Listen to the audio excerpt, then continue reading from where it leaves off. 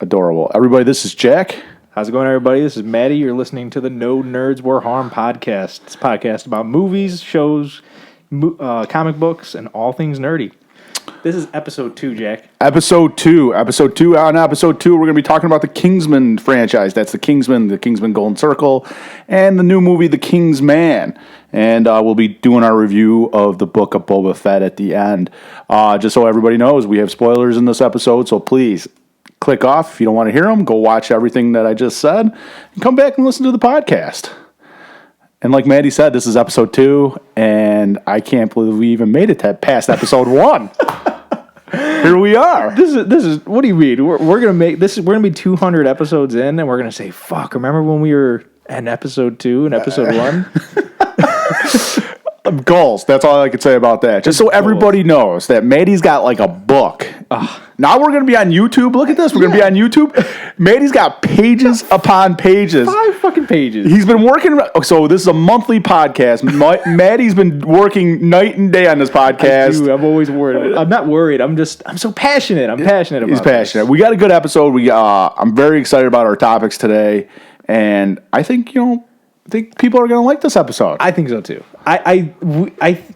We got a ton of shit to cover, so let's dive in. Okay. So since the last episode that we did, that was a little over a month ago, I've had listeners, or the handful of listeners that we have right now. Yeah.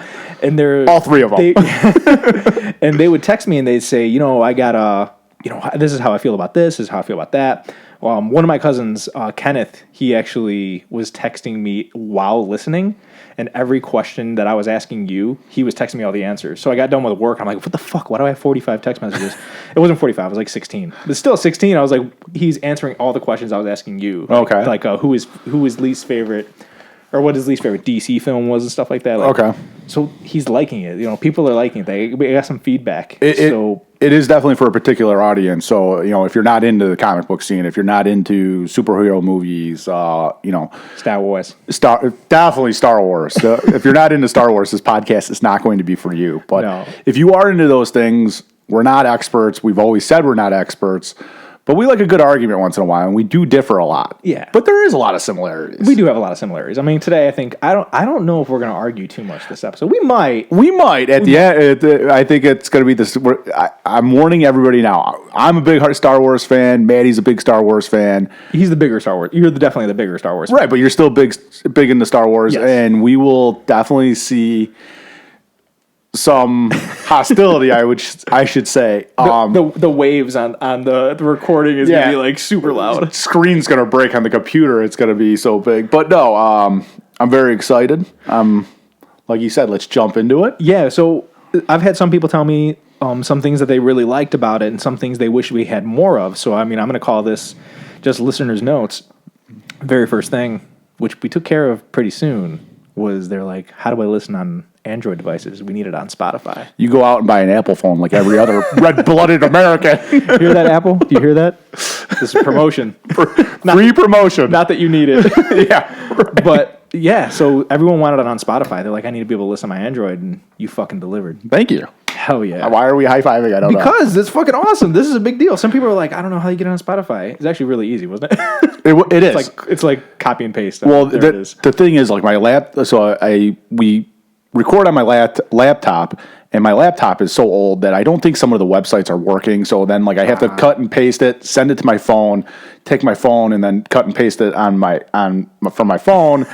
And it's just like, what's going on? But no, now it's all kind of linked up. So as soon as we upload this episode, it should go to everything. Nice. That's awesome. But we did get a new logo, and I did realize that on Apple, it is not the new logo. I know. I think that we have to upload the second episode. Yeah. It's something with the RSS feed. Right. We'll see. If not, then we're going to have to fucking contact Apple and tell them they need to get their shit together. We're going to have to go to war with Apple. The second thing, some listeners said that they wanted to connect with us on a more personal level. They want to know a little bit more about us. So I have just a few questions here that would tell them a little more about what we have. Personal level. Well, I don't want to know you people. It's not personal. Okay. So if you had to live in the last nerdy movie or show that you watched, where are you living? I'm living in New York City. Archer. Archer? You watch Archer? I didn't even know you watch Archer. Oh, I'm a big fan of Archer. Nice. Oh, yeah, man. got it in the notes. I don't know if you've seen this, but I got it in the notes today. You're going to be interested. Okay. So the last thing I watched, well, Sam and I are watching. Sam, my wife, we're watching. It's a zombie show. It's on Netflix right now. It's brand new. It's All of Us Are Dead. It's a really good zombie show. Fast food, homemade snack. I don't care. What is your favorite food or meal to have? Oh, steak. Steak? I'm a steak eater. Like what kind of steak? Like do you have a particular or just give me a steak? Tomahawk steak. You throw it into the smoker for an hour, take it out, sear it on the grill for a minute. Now, do you down the hatch? Do you make that, or does somebody else make that? No, I make it. Well, I feel like I can't make as good a steak as when I go out somewhere, so that's why I'm asking. No, I mean, like, obviously steakhouses do it a lot better than me, but I can make a steak that I could eat. Okay, yeah, my dad cooks pretty good steak, and I don't think I'm not that great at making steaks. I like a good beef sandwich. Like that's my that's my favorite meal is a beef sandwich with some nice crispy fries, dipped it, Dip, jardiniere. Yeah. I could go for a beef. Italian beef, well, obviously that's Chicago. I mean, that's in everybody's DNA. That's my go-to meal. So little people know a little bit more about that. Last movie you cried to? Last movie I cried to. Oh man. Say you're a fucking brick house, man. Do you even cry to movies? No, I have emotions. And no, I'm gonna say no. Like anything with like World War. I don't. I mean, I'm not trying to sound like a tough guy. I've never really cried during a movie. There's been like, oh man, yeah, that would get that like tweaks on whatever emotions down there. But I would say like Band of Brothers, Saving Private Ryan, anything with World War II that's actually a good World War II thing. That makes me really think because, like, again, like that makes you think like, hey, those guys were 20-something years old. It was a different time. They were fighting Nazi Germany. They were fighting Japan. Yeah.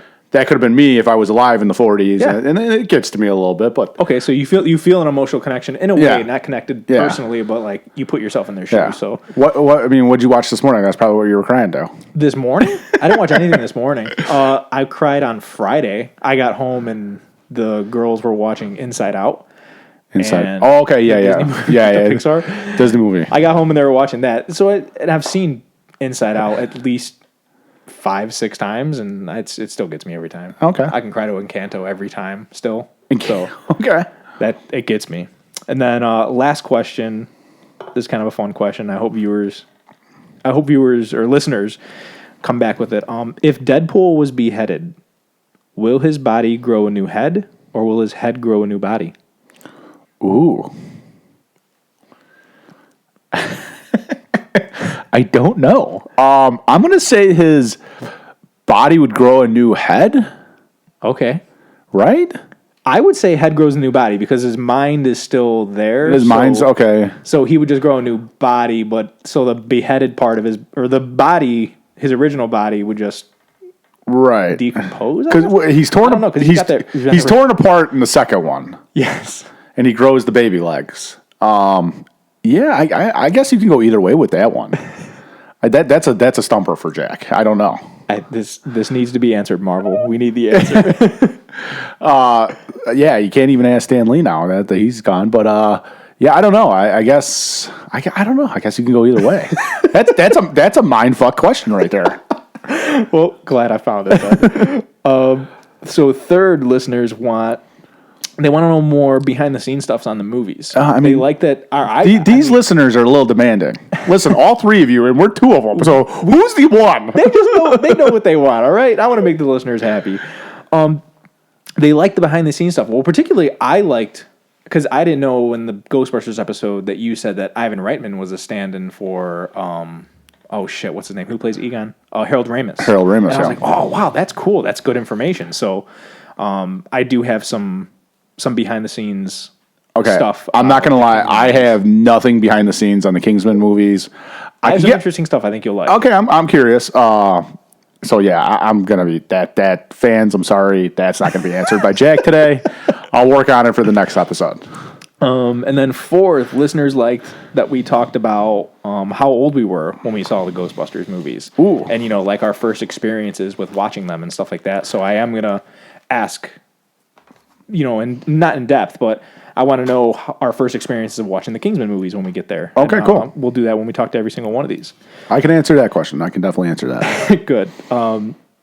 And then speaking, giving more information and backstory, I do have some information that we could talk about that we'll call nerd news for right now. Yeah.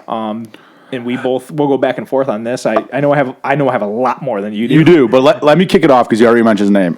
Since we've recorded the last episode, yes. Ivan Reitman has passed away. Yes. 75 years old. Yeah, I know. Very sad. Obviously directed Ghostbusters, Ghostbusters 2, Stripes. Caddyshack? He might have Written it, produced it? Yeah, he was. Porky's? He definitely was involved in Groundhog's Day, I believe, too. Okay. He was a big collaborator with Bill Murray. Obviously, Harold Ramis was kind of his partner. And obviously, sad that he just passed away within, I told Maddie that he heard our episode and was like, oh, this ain't fucking worth it. I'm checking out. And then I said that he was just like, oh, finally they talked about it. Now I can go peacefully. This isn't even funny. Like this is so rude. It's so sad. So yeah. I mean, he was, he did a lot of great stuff, and he's young. He wasn't that old. 75. I mean, 70 is the new 50 now. So yeah, I'm trying to get that started. So everybody, get that started. 70 is the new 50.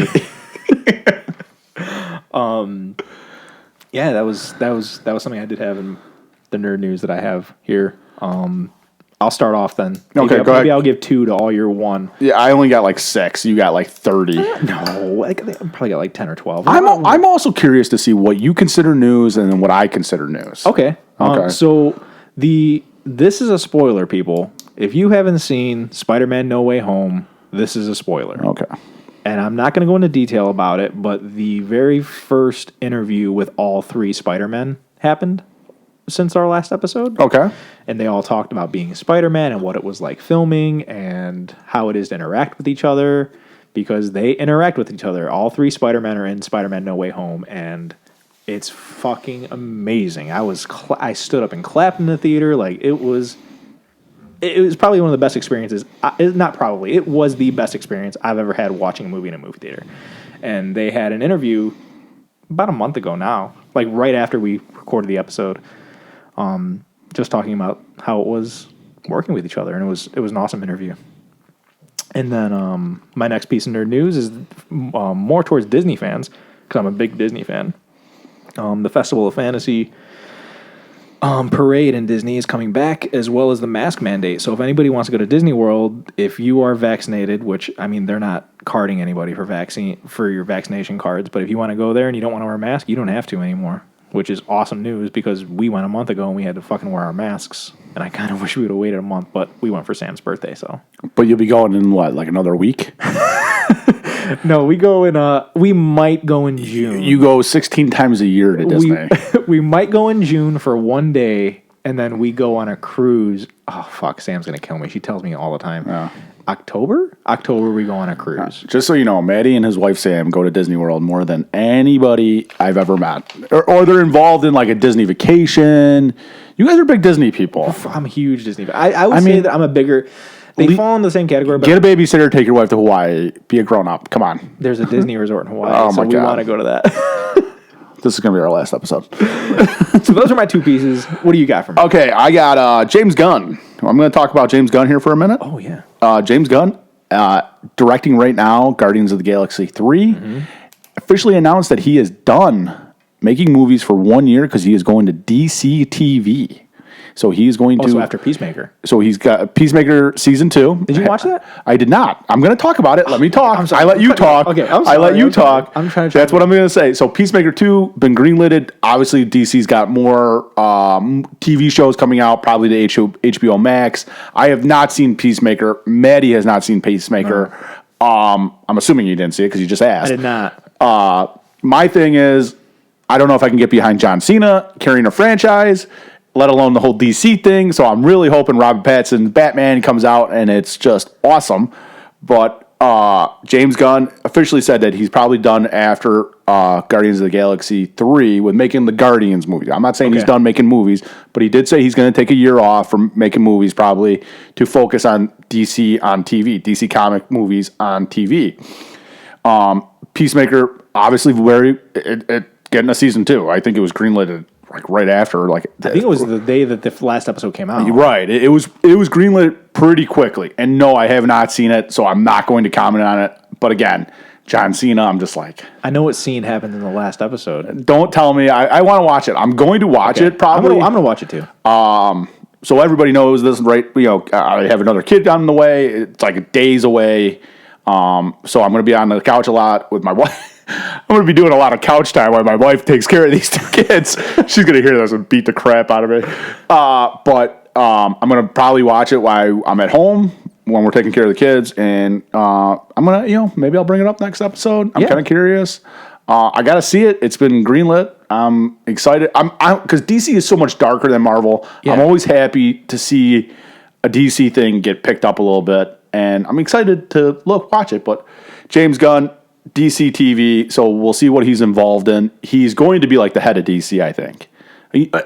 Their movies, or not their movies, their TV shows. Kind of what Favreau's doing with Star Wars. I think that's what they're going to try and make with James Gunn. Okay. I think he deserves a break. He's been putting out some good shit for a long time. So, he deserves a break. Just off Guardians of the Galaxy, I know a lot of people don't like Guardians of the Galaxy 2, but I actually liked it. I enjoy it. Very much. And I think he was able to take not a very popular comic, not the most and turn it into what he did. And now he's doing like big on Peacemaker. People have to Google Peacemaker and even the Suicide Squad. He brought in all those characters. You're like, who the fuck is this guy? Right. Like, okay, I love it. Ratcatcher. I think her name is. Yeah. Anybody that can take a show like you said, like Suicide Squad, and make comic book fans be like, oh, who is this? And then you know what? They got a comic book line. I'm going to go read their comic or read their graphic novel. I like that. James Gunn. Good luck to you, buddy. He's not going to listen to this, but I don't know why I'm wishing him luck, but I'm kind of excited. Put out more things. That's all right. And I'll watch Peacemaker and be like, he should just stick to making Marvel movies. Delete everything in episode 2. I heard that it's a very good show. From the comic book store, actually. She was pushing me to watch it. I am going to say something that I know you'll probably bring up eventually in this episode, because I saw your post on Facebook, on the Facebook page. Stranger Things, we're getting 2 more seasons. Technically, kind of 3. No, it's technically 1. No. They're breaking the next season up into 2 seasons, into 2 volumes. And there's going to be a season 5. Oh, I didn't read that part. I didn't know they were breaking up season 4 until I read what you posted. Okay. So they're breaking up season 4. Yes. Again, you guys can fact check us on this. It's for sure. The dates are here. Yeah. So season 4 is I checked that. It's getting broken up. First, it's in June, right? May 24th. May 24th. First part of the volume, and then volume 2 comes out July 1st. And I believe they were making a season 5, unless I read that wrong, and that they're just counting it as season 4 and season 5. I don't know. I didn't look that much into it. Okay. Whatever. I think they're doing 2 seasons, but season 4 is going to be broken up to part 1 and part 2. Yeah. And then in a year, we'll have season 5. Stoked. I am so excited. We were almost waiting 3 years for this. Yes. Obviously, COVID really fucks things up. But I'm very excited for Stranger Things 2. Stranger Things 2 more seasons. Very excited. Great TV show. So this is just the IMDb page. Mm-hmm. I don't know if you use IMDb at all. No, I'm the only person that doesn't use IMDb. Oh, Jesus Christ. Fuck, I don't fucking know, man. Jesus Christ. Okay, so IMDb, next episode there will be a new co-host. When you look on the IMDb page, the first volume of 4 has like 8 or 9 episodes, and they already have the titles, the names of the episodes. So there you could see, but I don't know if they're splitting that and giving us 4 episodes for this first volume and the next 4 second volume, or if we're going to get 8 and 8 or 9 and 9. I don't know, but because that wasn't released, but that's at least what the IMDb says. Okay. Yeah, that's exciting, man. I'm so excited for that. Another piece I have is the Halo series. You see the trailer for that? I did. Paramount Plus comes out March 9th. Or, no, sorry. I'm looking at the thing. March 24th. March 24th, right. And it looks... I'm not a video game person. I know you are. But I'm a PlayStation guy, so I do not play Halo. However, we do both know that the Halo followers... like the followers of Halo are massive. Right. And People love those. What they make, like 4 or 5 games? I couldn't even tell something you. Like that. Something crazy. It's more than 3. Yeah, it's definitely more than 3. Obviously, big online presence on Halo, I believe. Again, I don't play Xbox. I just know Halo from being a playing video games and You everything. saw like the that. trailer. How'd you like it? I like it. That's what I was going to say. Is that as a guy that doesn't play the video game, I'm gonna watch it. It looks cool. My wife's gonna kill me that I got to get another streaming service.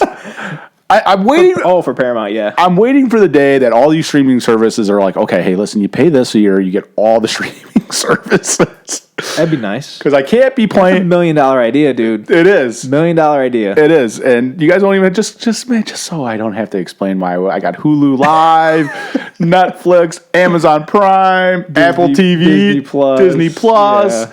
I mean, like Disney did it. Like, hey, you get Hulu. That's what I got. ESPN? Yep. You just reminded me of something. I got to write it down here until it's my turn. You have to subscribe to Playgirl?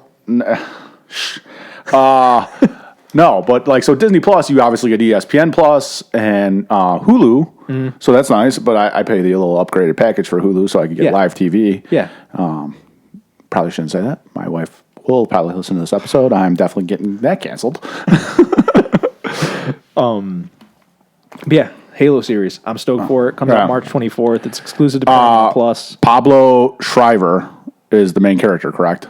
He plays Master Chief, I believe. Sure. Do you know who Liv Schreiber is? Lee Schreiber, yeah. Yeah, so he's his half brother. He's oh god, you're gonna kill me. He's Sabretooth. He's Sabretooth in the X-Men movie. No, but I'm saying I'm thinking of exactly. But I'm thinking of Pablo Schreiber. I know I'm probably butchering his name, but oh my gosh, he's in a lot of things. The one movie I would definitely check him out in, if they got it up here, is Den of Thieves. He's the main antagonist in Den of Thieves. Oh, I've heard of that movie. Yeah, that's with Gerard Butler, O'Shea Jackson Jr., 50 Cent in the movie. Man, I would threw me a fucking bad person and then threw me something I was excited to see. Yeah, no. Check it out. It's a good movie. He's good, and yeah, he's the cast as Master Chief, who's the main character. Nice. So here, I'll show you a picture of him. That's him right there. Okay. Yeah. He looks like Adam Sandler with fucking facial hair. He's got like Adam Sandler's schnoz in his head. I don't know. His eyes. I'll pull up this picture and everyone will be able to see it on YouTube, just so you guys know. Oh yeah, you're gonna be able to do that now? Yeah. That's sweet. So everyone will see the picture you just showed me. The next thing I have, so Halo comes out March 24th, and then May 24th, July 1st is Stranger Things. Then the next one will be May 25th. You got this May 25th one. May 25th, Obi-Wan Kenobi. Yeah. Obi-Wan Kenobi. I am very excited for Obi-Wan Kenobi. This is one of those shows that Disney is giving us that I'm excited for. Like when they told us that they were getting a Book of Boba Fett, I was like, okay, I guess. Like I didn't know I needed it because I still don't need it, but Obi-Wan, I'm like, yes, this is some shit that I want. And I know that you have the information of why May 25th. Like, because people were pissed. They were like, why not May the 4th? You know, that makes sense. I get it. Star Wars fans, calm down, relax. Everyone relax. May the 4th would have been cool, but May 25th is the 40th anniversary since A New Hope. Yes. Since we first saw Obi-Wan. Yeah. Which is cool. When I read that, I was like, oh, okay, I got you now. Way to go, Disney. So Obi-Wan, yeah, like Maddie said, May 25th. It is going. It is leaving. It is the first Star Wars thing since Favreau. I believe since Favreau came in, that Favreau. I do not believe he has a part of it. Okay. So this is going off George. Again, I'm not going to say it's going off George. Obviously, George Lucas created the characters. Ewan McGregor's returning. Hayden Christensen's returning. O'Shea Jackson Jr. is in it too. O'Shea Jackson Jr. Jimmy Smith just this week just announced that he filmed scenes to play Bail Organa. So you're going to see characters from the original, or not the original trilogy, but the prequel trilogies, episode 1 through 3. So that's pretty cool. Actually, more news on that now that it's coming to me, that there is going to be 2 fight scenes between Darth Vader and Obi-Wan Kenobi. Ooh, okay. So real quick, I'm going to explain this a lot when we're talking about Star Wars. In Star Wars universe, there is canon, which is the timeline that is the official timeline of Star Wars. Okay. So basically every movie you see out in theaters, every TV show on Disney Plus right now is now officially canon. That is the official story that is taking place.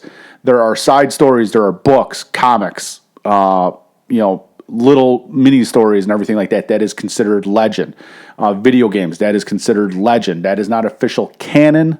So don't hold it against Disney if it doesn't make sense in the comics. Right, okay, right, exactly. So a lot of people are like, oh, the Old Republic, blah, blah, blah. That is technically legend. That is not the official timeline of Star Wars right now. So, Ben Solo, Obi-Wan Kenobi, those guys are official canon characters. Darth Revan is a legend character. Darth Malak is a legend character. Oh, that's upsetting because I've read some things about Revan, and he seems like a fucking cool character. So a lot of people want to see a Revan movie. They want to bring him from the Legend series into the canon series.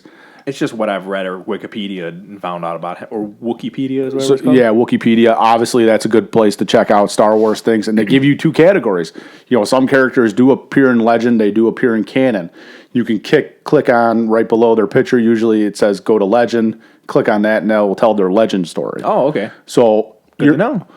For anybody who wants to get started in Star Wars or doesn't know shit about shit, so look it up on there. George Lucas created Star Wars. He created a story for all this. Now George Lucas is no longer part of Star Wars. Is he an executive producer or is he just... I don't believe so. They just gave him some money and said, get the fuck out of here, They didn't give him some money. They gave him a lot of money. Yes. Over like $4 billion. Holy fuck. And so definitely check your check what you're reading and make sure, hey, people are, especially with Dave Filoni now. I'll explain that when we get to the Book of Boba Fett. But check it out, what you're reading. Make sure it's canon and not legend. Or if you're big into I like Legend too. I'm a big Darth Revan fan. I think they should make a movie. So this is somebody that loves Star Wars, the Obi-Wan Kenobi series.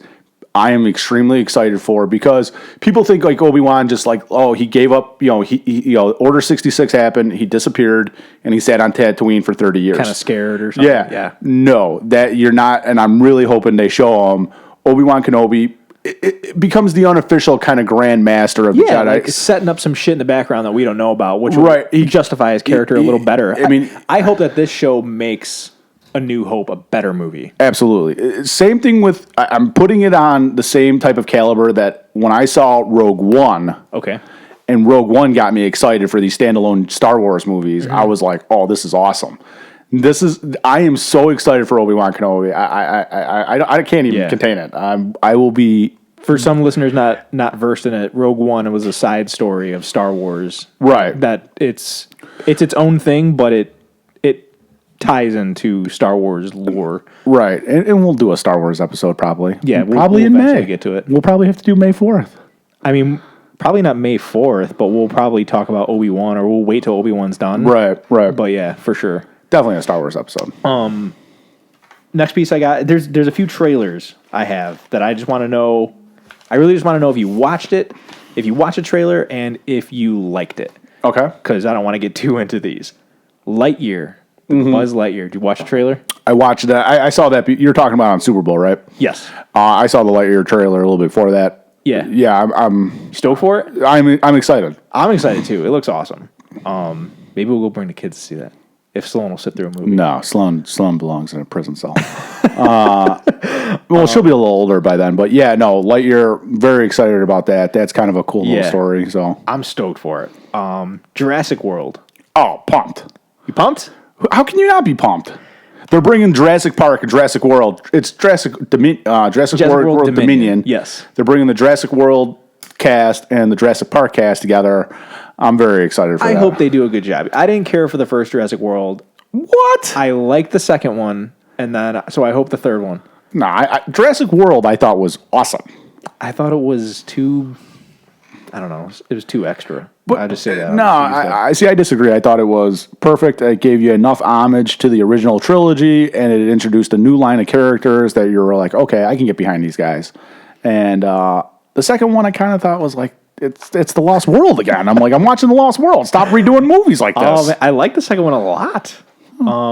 It's the point of the podcast. We don't always have to agree. Yeah. The Adam Project. Did you watch a trailer for that? I did. And it's a Netflix one, so people will be able to watch that for free. And it comes out, I think, this month. It does come out in March, I believe. Next month, okay. Yeah, next month. The one thing I will say about the Adams Project, I like the time traveling concept and everything like that. I'm a big Ryan Reynolds fan, especially when he plays those silly characters. And he was quoted. I read this week that he was quoted saying it's like an '80s movie. Oh, okay. So I will definitely watch that. I'm very curious. I'm a slut for time travel, so I'm gonna. You're a slut for a lot of things, so don't worry. No. Well, I'm a real big slut. I'm a whore, I guess you could say, for time travel. Do you have another piece? Because I got 4 more things. Oh my God. Yeah, I got 2 more things, cool. Nerd News is going a long time. We got a lot of news. It's a month, so It is a month. So our episodes are gonna be a little longer. Just If you don't fucking like it, turn it off. Turn it off, yeah. We're having a conversation here, all right? Yeah. This is for us. I don't like you. Just so you know, the personal thing that's getting X'd out of this episode. I will have 3 questions every episode. Oh God, this is my last episode, everybody. I did read, and I couldn't find it if it's fact, but I'm kind of curious to see if this is true. I believe it is true because Disney Plus owns Hulu. I read that The Punisher with John, oh my God, I can't say his name. John Berntham. Berntham, there you go, thank you. Maddie will be the guy's name. He will pronounce the guy's names when I can't do it. The Punisher is getting revived and heading to Hulu for season 3. Oh, okay. Which is interesting because this isn't in my nerd news, but I read that March 1st, everything that is all the Marvel Defender shows are leaving Netflix. They're taking them off of Netflix. Okay, interesting. So for anybody, I mean, today is the 20th. So you guys got about a week and a half that if you want to watch Iron Fist, if you want to watch Punisher, if you want to watch Daredevil, they're leaving March 1st. Leaving March 1st, but it is, Maddie did mention it, Spider-Man, what's the new one called? No Way Home. No Way Home. Charlie Cox, who plays Matt Murdock / Daredevil, is in it, and Vincent D'Onofrio, who plays Kingpin. He was in Hawkeye on Disney Plus. So those guys have already been brought into that universe. Yeah. And obviously Punisher. We'll see him again. A lot of people like the Punisher series.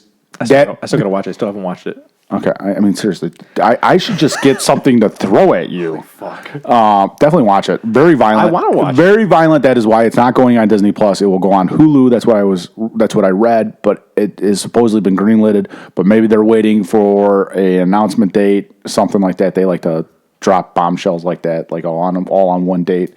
But I did read that Punisher will have a season 3, and it is going to be on Hulu. Nice. That's exciting.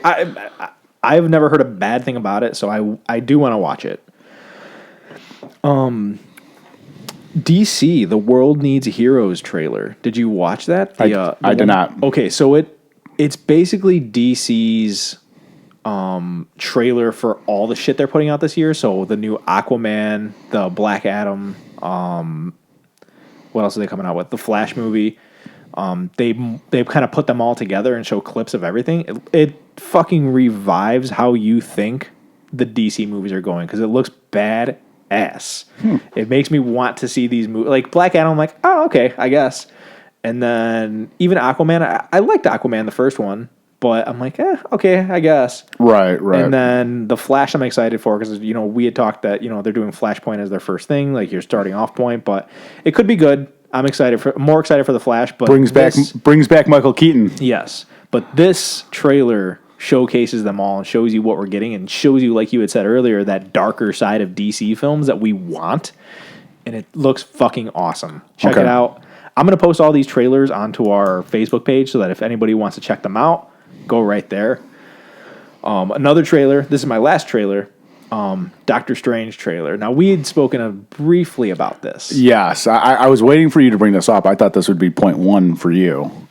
Doctor Strange. Doctor Strange 2 into the multiverse. Multiverse of Madness. Multiverse of Madness. I will write these titles down eventually. Probably not. That's all right. I'm here to correct it. Yeah. Very exciting. Obviously, the big news is that Patrick Stewart is in Doctor Strange, which makes X-Men part of the... You don't see it in the trailer, but you hear him. But there's also images, like a shadowy image of Mr. Fantastic from the Fantastic Four, which the bigger news is John Krasinski going to play Mr. Fantastic. I heard it could be Ian Gruffalo, whatever his name is, from their past films. From their past films, because they want to make all these films... They want to showcase that all these films exist in the same, not the same world, but the same multiverse, I guess. Has he done anything since Fantastic Four? The only thing that comes to mind is Horrible Bosses, when he wants wet work done, when they want to get someone killed, and he shows up to piss on one of the characters. Oh yeah, that's right. He like comes in. He's like, comes in with the briefcase and like what? he's like, I have an enormous amount of piss that I've been holding all day, so I need to drain this. That was the last thing that I can recall that he was in. But yeah, this Multiverse of Madness looks fucking awesome. I'm super excited for it. Sam Raimi's coming back to direct. Right. So super stoked for it. Okay. I'm excited. You got another piece? I do, but you know what? I'm going to switch it to my Boba Fett talk because we're going to be talking about a little bit of Star Wars, and I think I could fit her in on the Boba Fett thing. Okay. Then, okay, so the one thing I have, this is actually more for Sam and parents. Blues Big City Adventure. It's a Blues Clues movie. Oh my God. That's coming out. They don't have a release date. It is going to be a Paramount Plus thing. I was going to say it's going to a streaming service though. Yes, I read that. Paramount Plus. They have a picture of it. However, they don't have a trailer or anything yet. So that's something that's exciting. I mean, fuck. I got emotional when they showed all these videos or have all three of the hosts coming together, so I'm excited for it. I'm gonna watch it. That's what was the original? Steve, Joe, and Josh. Okay. Yes, and then so my last piece of nerd news is a great transition into our topic because it involves the main character played by Taron Egerton. Taron Egerton posted a video of himself. My history must look so weird if you were to look at my internet history because I was Googling Taron Egerton topless. He posted a video on his Instagram and he is like dancing in just a towel around his waist. So he's topless. Ripped as shit, dude. And he didn't post anything with it. He's just dancing in a towel. I have no response to this conversation. Okay, so do you remember when Marvel posted all these pictures of like Tom Holland and how ripped he got for the role of Spider-Man? Okay. Chris Pratt. I mean, he was a chubby guy, and now he's like six-pack man. Paul Rudd, even for Ant-Man and the Wasp. Kumail Nanjiani for Eternals. We get it. You're looking at a lot of guys' abs. You're looking at a lot of guys' abs. A little too. Brie Larson as Captain Marvel. She was also somebody who was not a chubbier girl, but she was thick. She's thick, and now she's got a fucking back that you can climb. So this is Taron. You just called somebody thick. She's thick. Yeah. This is Taron Egerton. This is that photo. Look how fucking ripped he is, dude. I think they're gearing up for him to be a new Marvel character, and the rumor is that he will be our new Wolverine. Wow. I don't know if I can handle it. You don't think so? I don't know if I can handle it. Why? Because you don't think he looks the part, or why do we need to recast Wolverine? Because Hugh Jackman ain't coming back. I don't want to see his old. We already. I don't want to see. I want to see his old ass on the screen. Okay, but like I don't want to see Wolverine. I want. Hey, fuck! You can do X-Men without Wolverine. It's like not having Charles Xavier. But like that's the thing. But Patrick Stewart's playing Charles Xavier. Why can't they? What's the guy's name? Oh my god! I almost knocked over my white claw. What's the guy's name? James McAvoy. Why can't James McAvoy be in? Because he fucking sucked as Charles Xavier. That's why. Okay. Well, I mean, let's pump the brakes there. Okay. Patrick Stewart's 95 years old, and you're like, I don't. He's not 95. He's at least 80. And what does that matter? Ageist, motherfucker. You're saying you don't want to see Hugh Jackman his old ass on the screen. You're right. You got me back up. I don't want to see his old ass. I mean, like, I'm just saying that, like, why do we need to go back to characters that just move on a little bit? Like, we don't need to do Wolverine right now. There's so many Marvel characters out there. There's so many DC new characters. I mean, as far as X-Men as well, like, there's tons of X-Men. So what I mean, again, X-Men, that's Marvel. But like, the one thing I'll say about DC is that, like, Shazam, they're bringing Shazam in. A lot of people might not like the movie, but it was a new comic book movie. A new comic book character to introduce to people if you're not familiar with the DC line. Yeah. I thought it was really good. So they got Shazam out of it. They're going to get Black Adam out of it. That's something new. You don't need to go redo X-Men and Wolverine movies just to make another $1 billion. Bring something new in. You'll still make $1 billion. People like comics. People like comic books. So they'll watch it. You just don't need to recast somebody because, oh, hey, he's not going to do it anymore, but we want to keep beating this character dead into the ground. Yeah. Like you said, the X-Men movies, there's, 8 of them? and then they tried to do like the New Mutant thing that failed, something and like it just moved. Have you watched New Mutants? No, I don't think I have. It's not as bad as people think it is. Okay, if you have to say that, it's bad. not as bad as people think it is. It's bad. I mean, there's other topics. There's other topics to get into before you're just like, okay, let's just look at topless guys and say, hey, they're gonna make him this character. All I'm saying is that the amount of fucking muscle this man has put on right now is crazy amount, and people only do that for Marvel films right now. Okay, I think that if he's not going to be Wolverine, I think something really cool that he could be or he could act as is like, you haven't seen No Way Home. And you're still familiar with the Venom movies. So Venom ends up, Tom Hardy's Venom. I've seen Venom. I've seen all the Venom movies. I know, but you haven't seen No Way Home. No, I have not. Tom Hardy's Venom is in No Way Home. Right. He's an after credit scene. He leaves, but the symbiote, the black goo, stays in the universe of Tom Holland. So we are going to be getting a Venom going forward in Spider-Man eventually. I think, but it's not going to be Tom Hardy, correct? No. So I think Taron Egerton, Eggsy from Kingsman, will be a great Eddie Brock. I mean, you just said he's going to play Wolverine. Now he's going to play. That's the rumor. I think that if you're fucking putting that down, so if it had to not be Wolverine, I'm like, you know what? I'm on board for Eddie Brock. Give me Taron Egerton as Eddie Brock. I mean, again, like, what's wrong with Tom Hardy? Like, just make him fucking do the movie. Because he already went back to his previous universe. He's went back to the multiverse that he belongs in. So without the Venom though.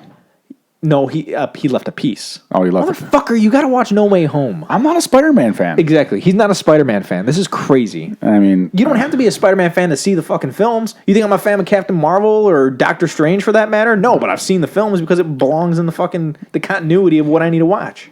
You need to relax over there, okay? You're getting a little excited. Don't tell me to relax. You're getting a little excited. I think I almost lifted out of my seat for a second there. I mean, like, I haven't seen one movie. Calm down. Relax. And it's one that's not even available. You fucking need to go see it in theaters. All right. Our main topic. We're done with our nerd news. Let's move on to our main topic, which is the Kingsman film series. This film series came out in 2014. It is directed by Matt Vaughn. Matt Vaughn is the director of X-Men First Class. He directed all the Kingsman films, every single one of them, all three of them. He also directed the Kick-Ass films. I don't know if he did the second one, but he definitely directed Kick-Ass 1, which I enjoy. I enjoyed all those films. Did you like X-Men First Class? Did you like Kick-Ass? Did you watch Kick-Ass? I did. No, all those films are good. I like Matt Vaughn as a director. I'm actually looking up if he did do Kick-Ass. He did not do Kick-Ass 2. It shows. It shows because it wasn't a very good movie. No, that's like the movie that Jim Carrey did, right? And I like his character. I just didn't like the rest of the movie. Right. I mean, there's things that I like. There's more things that I didn't like though, and that was the problem with it. Okay. For some of you that don't know, the Kingsman films are actually based. They say loosely off of the graphic novel. So the director, yes, the graphic novel's right here. This is book 1. I picked that up last week at the comic book store. If you can't see it, I apologize. No, they could definitely see it. I'm going to put a bigger picture up on the screen. So Matt Vaughn, the director, was directing X-Men First Class in 2010. And the writer of this graphic novel, Mark Miller, was on set. Don't know why, they're buddies. But he was like, Matt Vaughn was like, you know what would be really cool is if somebody wrote like a James Bond for the newer generations. And fucking Mark Miller was like, okay. Yeah. And went and wrote it. So he wrote the Kingsman book or graphic novel in 2011, and in 2012 it was released. So that's when Matt Vaughn was like, I gotta make this shit. Right. It's awesome. And it is awesome. It is awesome. It's definitely like, okay, if you're big into, like Maddie said, big into James Bond, you're gonna love this. It gives you great characters, great story, and it's definitely not a kid's movie, so don't bring your kids to it. And it will make you laugh. You're just like, I think this is probably like how spies act. Like you can show your kids James Bond if you want to. Yeah, you're not showing your kids Kingsman. No, but absolutely not. So the first Kingsman film came out in 2014, and it stars Colin Firth, Taron Egerton, Sam Jackson, Michael Caine, Sophie Cookson, Mark Strong. There's obviously tons of other characters. Those are some of the main ones. It's got great reviews. or not reviews, but like point system. If you check an IMDb, it's 7.7. It's Rotten Tomatoes, it's 75%. Letterboxd gives it a 3.7. It's got a budget of $81 million, and it grossed $414 million. So that's fucking awesome. Jack, or synopsis. A spy organization recruits a promising street kid into the agency training program while a global threat emerges from a twisted tech genius. Right, played by Sam Jackson. If you're a Samuel L. Jackson fan, go watch this movie because he's not the tough guy. I do have a villain section here. We'll talk about. Okay, but he's not the tough guy in this movie. he plays a character that you're just like, that's Sam Jackson, and you're just like, it's kind of funny. It's hilarious. Oh, it's great. One of my favorite Sam Jackson movies of all time is The Kingsman. Because I always feel like, even in Star Wars, I always feel like he plays that like badass. It's like he knows he's a badass, right? But in this one, he doesn't. He knows he's not a badass. He employs like assassins and everything like that. He's like afraid of blood and he's death. The man behind the curtain. Yeah. He's the man behind the curtain. Exactly. He's the wizard, and he's so good in this movie. Plays such a great character. He's awesome. Yeah. Absolutely. So, first impressions. When did you watch this movie for the first time? Actually, I think I saw this one in theaters. Ooh, yeah. Okay. Again, I was a big James Bond fan, and so 2014. Okay. I didn't read the comic, so I had no idea it was based off a comic until later. Obviously, it came out, and you go see it. It's action packed. You're not gonna be bored with the movie. No, it's a great story. It's it'll keep you excited the whole entire time. Yeah, I saw it. So it came out already, and one of my buddies, Mike Simic, he goes, check this movie out. It's a good movie. So I went and bought it. It was one. I never buy movies without knowing anything beforehand or seeing it. And this is one of those movies that I took a gamble on. And I was like, all right, somebody recommended it to me. I'm going to go buy it. And I watched it with Sam, and I think her parents for the first time. And the whole time, we're like, it's a fucking fun movie. It is so fun. Yeah, absolutely. It is exactly what you would want in a younger generation James Bond. Exactly. And I just, like I said, I feel like it's what spies act like.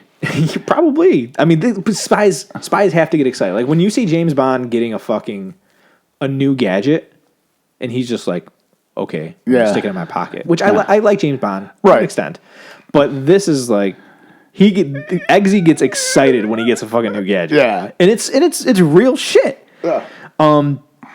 When did you realize that this was no ordinary spy film? So did you I mean, I guess you saw the trailer because you saw it in theaters, but I never seen anything about it. Going into it, did you know that it was like no, like I said, next level? No, I film. No idea what it was going to be about. It was just kind of it's been it's been a long time, almost 10 years. Yeah, think about that. Yeah. 8 years. Yeah, 8 years since it came out. I can't do it. 9 years. I don't know. No, like I didn't know what it was going to be, and like Colin Firth, you're like, okay, Colin, he's not a bad actor, but an action star? No, an action star ain't gonna have it. You're gonna love him. He's his awesome. bar scene. Yeah. His bar. Yes. Manners make it mad. Yeah. When he locks the bar and he's like, "Oh, are we gonna fight or what?" Awesome. Yes. Awesome.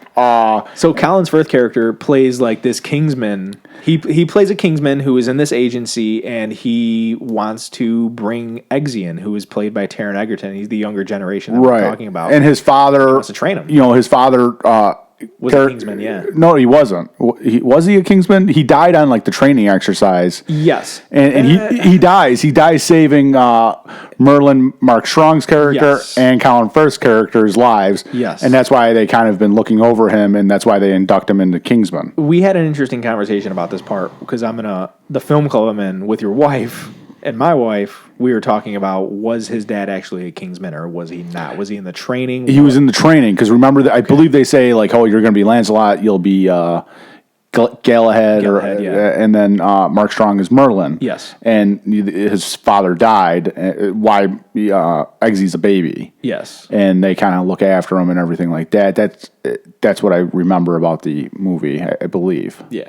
Anyways, that part's not important, I guess. No, it's not. So in the comic, it's his uncle. It's his uncle, right? It's his Uncle Jack, which is still fun. Still fun. I'm reading. So Maddie's got the graphic novel. I actually am reading a newer comic. Came out in 2019, The Red Diamond, which it's part 2 of this. So like, actually, I think it's part 3. Really? Yeah, I think there's one in the middle. Oh, this is part one. Like you see book one on the side. So I'll talk about that at the end. Absolutely, definitely check it out. Good comic book, good first movie. It gets you excited because like I didn't think there was going to be a sequel. Again, I'm like, okay, this is cool. Good movie, different from your normal spy movie. Yeah. And that's how I kind of knew. I figured I'm like, we're getting sequels for this for sure because how many fucking James Bonds can they make with different James Bonds? Like they can continue this Kingsman series for fucking ever. Forever, if they wanted to. Right? Yeah. And they're obviously doing. I mean, obviously now they're doing different things with it, and I don't know why I'm pointing up here, but they're doing different things with it, and it's pretty cool, and it gives you a lot of excitement because again, like you don't want to see the same thing. You don't want to see another comic book. I know it is a comic book movie, but it's not your average comic book movie. You're not taking the little kids to see it. It's definitely an adult movie. I mean, they compare. They say it's loosely based on the graphic novel, which it is for the most part. The stories are very similar. There's a few like gender changes and race changes in the book, as well as like it's his Uncle Jack versus Colin Firth just being a dude who knew his dad. Right. But there's a lot of similarities between this. But as far as like the book that you're reading, this what is it, the Red Diamond? Red Diamond, yeah. We haven't seen that, a rendition of that. Maybe if they make another Kingsman film, it'll go into that. Right. And like I said, I think it came out in 2019. Okay. So who was your favorite character in the first film? So I was just going to mention that. Obviously, the main cast is great, but like one of my favorite characters is I'm going to butcher her name, Sophia Boutella. She plays the assassin. Yeah. Oh my god, I had her name picked up in the movie, and I just forgot what her name was. She plays one of Sam Gazelle. Gazelle. Yeah, there you go. She plays Sam Jackson's assassin, like right hand man. Yeah. She has no legs, and she has swords as legs, and like you're just like, this is the stupidest thing in the world. But it makes sense for spy. Like no, exactly, absolutely. But you're just like, just shoot the lady. Like they they try to like fight her a couple times. Yeah, and she's like a ninja, and she's got killing everybody. Yeah, and she's got like swords as legs, and I'm just like, just pull out that gun and just shoot her. Like why she's up 10 feet away from you. I don't know. Like again, like it is not your same spy movie, but like they do some spy stuff where they're you're a trained secret agent. I get that, but like, you have a gun. Just shoot him. Just shoot him. Shoot him. That would have made for that cool fight scene at the end, though. I know. Like Eggsy gets into it. Like the end of the movie, Eggsy goes and tries to save the day, and they're in the underground lair with all the people that are going to be protected. And Eggsy and Mark Strong got machine guns, and they're just mowing people down. And then all of a sudden, they come to the main bad guy or the Giselle, or you're right, Giselle. Yeah. And they're like, "Oh, I'm out of bullets." Like, it might be Gazelle. Gazelle. It might be Gazelle. I don't know. It's a G. It's a G. But I can't tell. Giselle. I can't tell if it's a play on words like the animal. Isn't there an animal? Yeah, Gazelle. The gazelle's an animal, right? Right, I think so. That jumps or hops, some shit like that. I don't know. I'm not a fucking zoologist. I mean, she's definitely one of my, because she's such an interesting bad guy. Yeah, and she talks a little bit in the movie. She does talk a little bit, yeah. But she doesn't have a lot of lines, and she's just like, you're like, okay, this is pretty cool.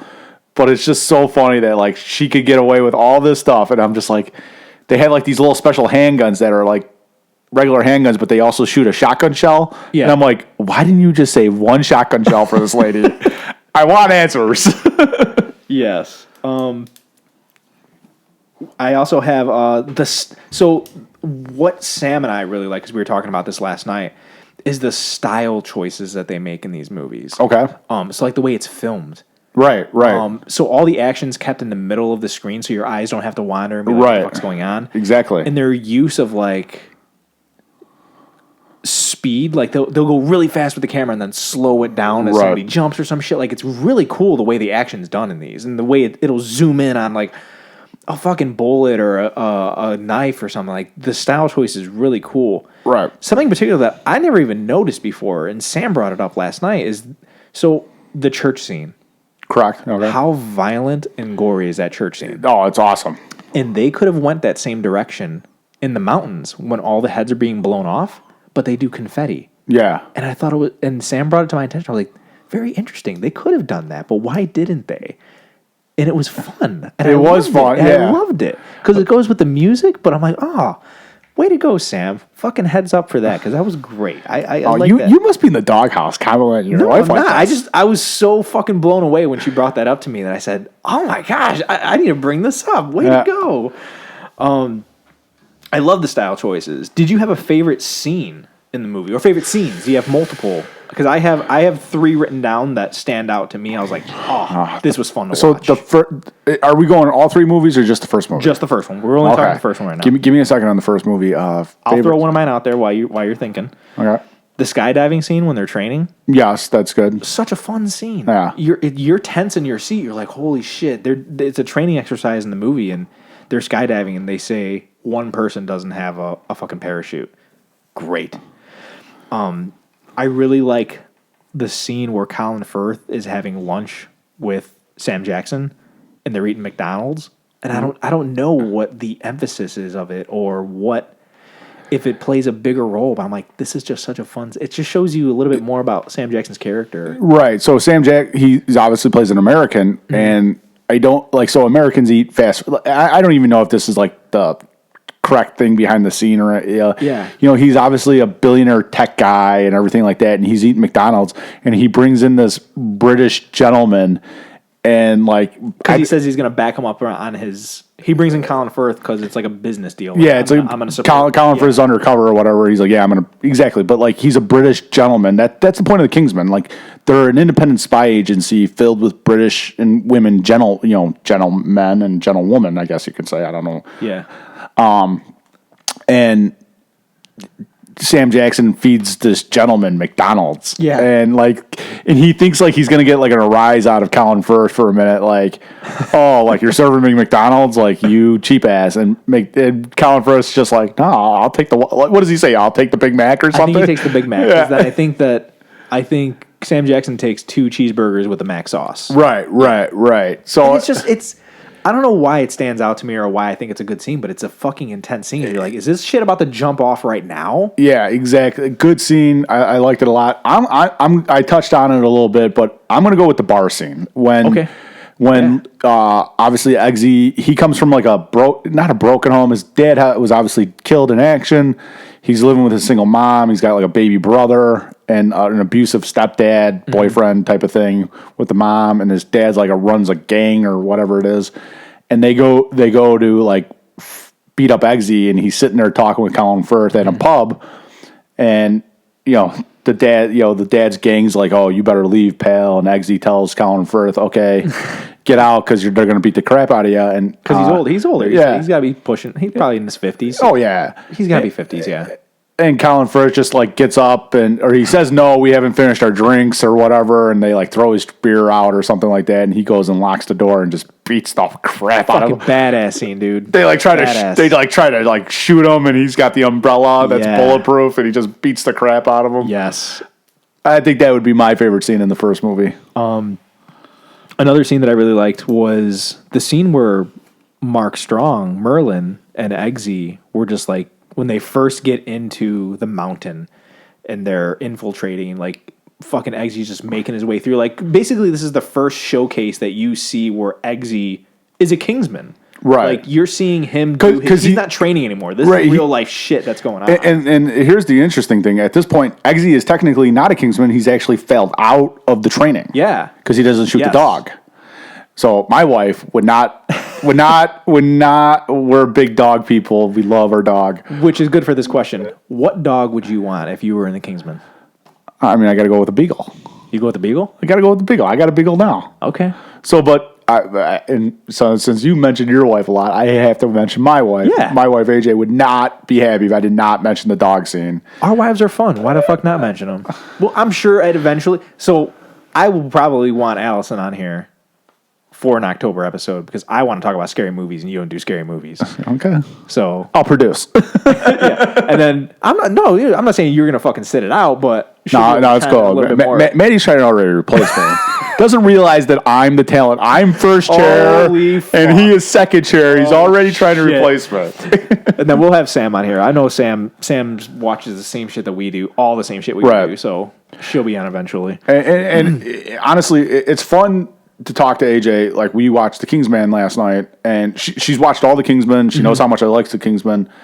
And the Kingsman yesterday, again, we're going to talk about it here in a couple minutes, but like she's engaged, like, she has questions and, likes it. And I love watching comic book movies with her because she'll be like, so who's this guy? And then you get to show off how big of a nerd you are.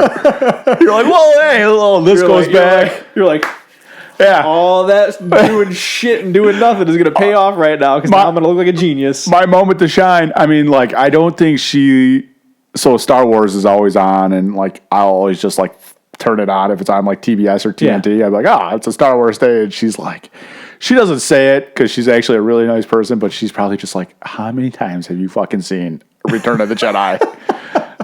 And I'm like, enough to fill a lifetime. But like, I'm like, it's great. Yeah, exactly. So book to movie. You haven't read this book yet. So something that I really like in this book that I prefer over the movie is Eggsy's relationship with his mother. It is resolved in this book. Okay. And it's not resolved in the movie. Right. There's not really a happy ending for the mom, and it's in here. And it's wonderful. And it's heartfelt, and I recommend it. I would read this that's one of the biggest differences is the relationship that Eggsy has with his mom. And it's not a little girl as a sister, it's his brother. And like the step boyfriend is, that's right. It's a girl in the movie. Yeah. Okay. He's a sister, not a brother. Yeah. So like his dad or the stepdad or the boyfriend, whoever it is making his little brother like roll joints and shit. And Eggsy's like, the fuck out of here. Like, what are you doing? Like talking to his brother. So like it's cool. Eggsy's he's still a little bitch with his stepdad, with the mom's boyfriend, but it's a good relationship he has with his mom. Like his mom understands what she's doing is wrong. Versus in the movie, it kind of just shows that she's going along with it, and she's kind of settled. Versus in this, the Uncle Jack is her brother, right? So it's good. I like it a lot. It stands on its own. I do prefer the movie just because you get to see those action scenes and like that. But this is a good story, and I recommend it to everybody. If you guys want to check it out, check it out. I do have some behind the scenes, just a couple things. Like I said earlier, it's kind of James Bond for a younger generation. Mark Strong himself, who plays Merlin, actually said that Kingsman is to James Bond like Kick-Ass is to superhero films. Like you're seeing a superhero film, but you're seeing it with some attitude, with some fucks. Like they're throwing the word fuck out like crazy. Oh yeah, and it's a good comparison. So if you like James Bond, you're gonna like Kingsman. And the one thing I will definitely add to that, use the word fuck. Too. Yeah, it definitely used the word. Use the word fuck. But the one thing that like I said, like they're spies, like they're badasses. They're all trained in hand-to-hand combat. They're trained in firearms and everything like that. And it's like, okay, they're not going to be like sneak approach. They're just like, okay, we know we're a badass. Like we're going to kill 40 guys and we're not going to have a fucking problem with that. And it's so cool. Like you said, the mountain scene, like they don't like sneak in. They land the plane, they give him a machine gun and they're like, have at it. Yes. And he just mows out everybody. It's fucking awesome. Awesome. I recommend it. Okay. So go ahead. I have two more behind the scenes things. So the end of the movie, Eggsy is going to rescue the princess, and she's like, she says, if you save the world, we could do it in the asshole. Yeah. And so he saves the world. Like spoilers, obviously he saves the fucking world. But he gets up to the door and he asks Merlin, he's like, what's the code to unlock this door? And the code is 2625. And numerically, if you like QWERTY, like how people spell things out, the number is anal. A-N-A-L. Oh my God. I thought that was only you would find that. I found it. I was like, yes, I need to put this in there. And then the last piece of behind the scenes that I have is so the room where they're submerged, where they're in the water. Right, the bathroom. Yes. Awesome scene. Another awesome scene. Awesome good scene. He points out that it was a two-way mirror, and he breaks the mirror. They all get out. Yeah, safe. Everybody ran took the shower hose off and stuck them down the toilet. And Merlin was like, you find that, and you got fucking air. Right. However, you're still stuck in there. Eggsy found the way out. So this was the very first scene they filmed for the entire movie, and something went wrong, and everyone almost died in this scene. Oh, wow. Everybody, cast, crew, everybody. So this whole room, this set was built on like hydraulics, and it was going to be submerged into this pool or like a big tank, and the computer had it was programmed to go 4 foot and then go another 2 foot. The computer fucked up. It submerged the entire room all at once. Oh, Jesus. And people were freaking out. So the reactions that you see from these actors in the movie are genuine. Like, I'm scared. I'm going to fucking die. I don't know if it's true. Like, I'm believing what you're saying, but like, I wonder if Matt Vaughn was just like, sink the whole fucking thing. Let's see what kind of footage we get. You know what I mean? I want some like, genuine reaction. You hear like directors do that type of shit. Like, hey, I guess so. Yeah, I never thought about that, but yeah, so that's at least the tidbit that I found that it can be. And I'm changing the subject completely, but you know what I was just reading is that Robert De Niro in Deer Hunter. Mm-hmm. I've never seen it, but yeah. Okay, so he plays a Russian roulette game with Christopher Walken. Mm-hmm. And Christopher Walken like goes crazy. Oh, that's okay, I know what you're talking about.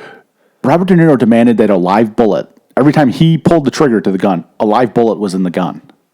And I believe Francis Ford, I forget who directs it. I'm not going to even say who directs it. Oscar winner movie, check it out. But the director made sure every time that the revolver wasn't going to click on the live bullet. Every take. And I don't know how many takes they did, but I'm just like, what the fuck is wrong with people? Why do you got to have a live bullet in there? And obviously it was to get the reaction like, hey, I'm putting a live gun to my head, and I'm the normal one. Christopher Walken's the crazy one in the movie. And Christopher Walken's like, God, fuck no, give me a different, like, I'm out. Like, what is this guy talking about? Yeah. So, again, side note, but a little interesting fact. Nice. So, Kingsman 2, The Golden Circle. Oh, man. Came out 2017. Love this movie. Okay. Love it. Synopsis. After the Kingsman headquarters are destroyed and the world is held hostage, an allied spy organization in the U.S. is discovered. These two elite secret organizations must band together to defeat a common enemy. The common enemy is played by Julianne Moore. We still have our original cast of Taron Egerton, Colin Firth, Mark Strong. Our new cast is Pedro Pascal, also known as the Mandalorian, Channing Tatum, Halle Berry. What's the guy that plays Charlie's name? I can't remember his name. Edward Holcroft. Okay.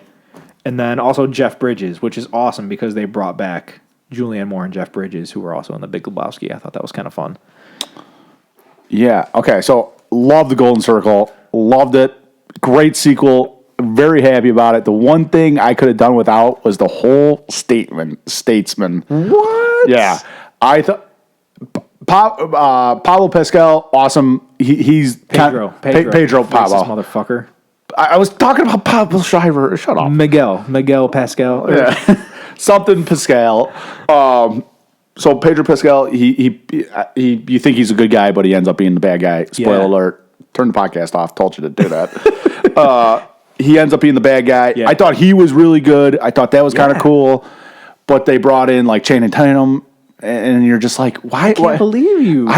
He's so fun in it. It's cool that they were like, okay, like obviously the Kingsmen get destroyed, and now all of a sudden, so the Golden Circle is the evil organization that Julianne Moore runs, right? Yes. That knocks out all the spy agencies, but they don't target the Statesman. But the Statesman is more successful than the Kingsman. Yes. So I'm like, why didn't you target the Statesman? And maybe they didn't feel as big as a threat. I have no idea. Maybe. But she's an American. Like that was like the thing. She's an American like terrorist, and it's like I think because she is an American terrorist, but I think she does say that she's not on U.S. soil. So right. Maybe the Kingsmen are closer. I don't know. First impressions of this movie. Did you see this movie when it came out? Did you go to theaters for this as well? I didn't go to theaters for this one. I think I waited until it came out. Okay. I don't know why, but I didn't see it in theaters either. Yeah, but I did see it like the moment it came out on Blu-ray or whatever. I purchased it. And I fucking loved it. I loved it. It is a great. It is fucking awesome. Minus my queries with the whole that plot and the Statesman and everything like that. It is a great sequel. Yeah. I would definitely. It's like one of the few sequels that like rivals how good the first movie is. Because like if you saw this, and I feel like this got a little bit more publicity at this time. Yeah. than the first movie, you're going to see this, and then you're going like, oh, I got to go watch the first movie, and then you're going to be like, oh, I want to go back and watch the second movie. I feel like I can't watch one without watching the other. I have to watch both of them together. Exactly. Not because they tie in or anything like that, but you're just like, I need more of this now. Yeah, exactly. But it is great. See, yeah, I saw it when it first came out on Blu-ray. I saw it when it first came out, and I fucking loved it. Something that blew my mind was the wow factor of, in the first 10 minutes of this movie, all the Kingsmen die. Like it says in the synopsis, like the headquarters are destroyed. Like not just the headquarters, every fucking person in the Kingsmen agency are dead. Right. They're exploded from missiles besides 2 people, which is Merlin and Eggsy. Right. And I was sitting there like, what the fuck do you mean they're dead? This is crazy. That's the one thing I will say. It's, she's a main character kind of in the first movie, and Roxy. then Roxy / Lancelot, Sophie Cookson. She's killed. I thought she could have been definitely the third member that survived. Yeah. And I didn't like it how they killed her. I was kind of hoping she would be a bigger character in the second movie, but obviously I was cool with it. You need to have Matt Vaughn's not calling Jack and being like, hey, what do you want to see here, buddy? Yeah. Jack, is this okay, man? Yeah. Are you cool with this? Obviously, I was cool. I was cool with Eggsy. So obviously, Eggsy's the main character, but then Mark Strong, awesome characters to survive. And I'm going to flat out say it. One of my favorite scenes in a movie of all time involved Mark Strong in this film. So, I mean, spoilers. I'm going to get the favorite scene though. So I said I'll hold off. Right? Good, yes. Maybe not. Let's talk gadgets in this movie. Were there any cool gadgets you're like, that's fucking cool? Oh, shit. So one of mine was like the car.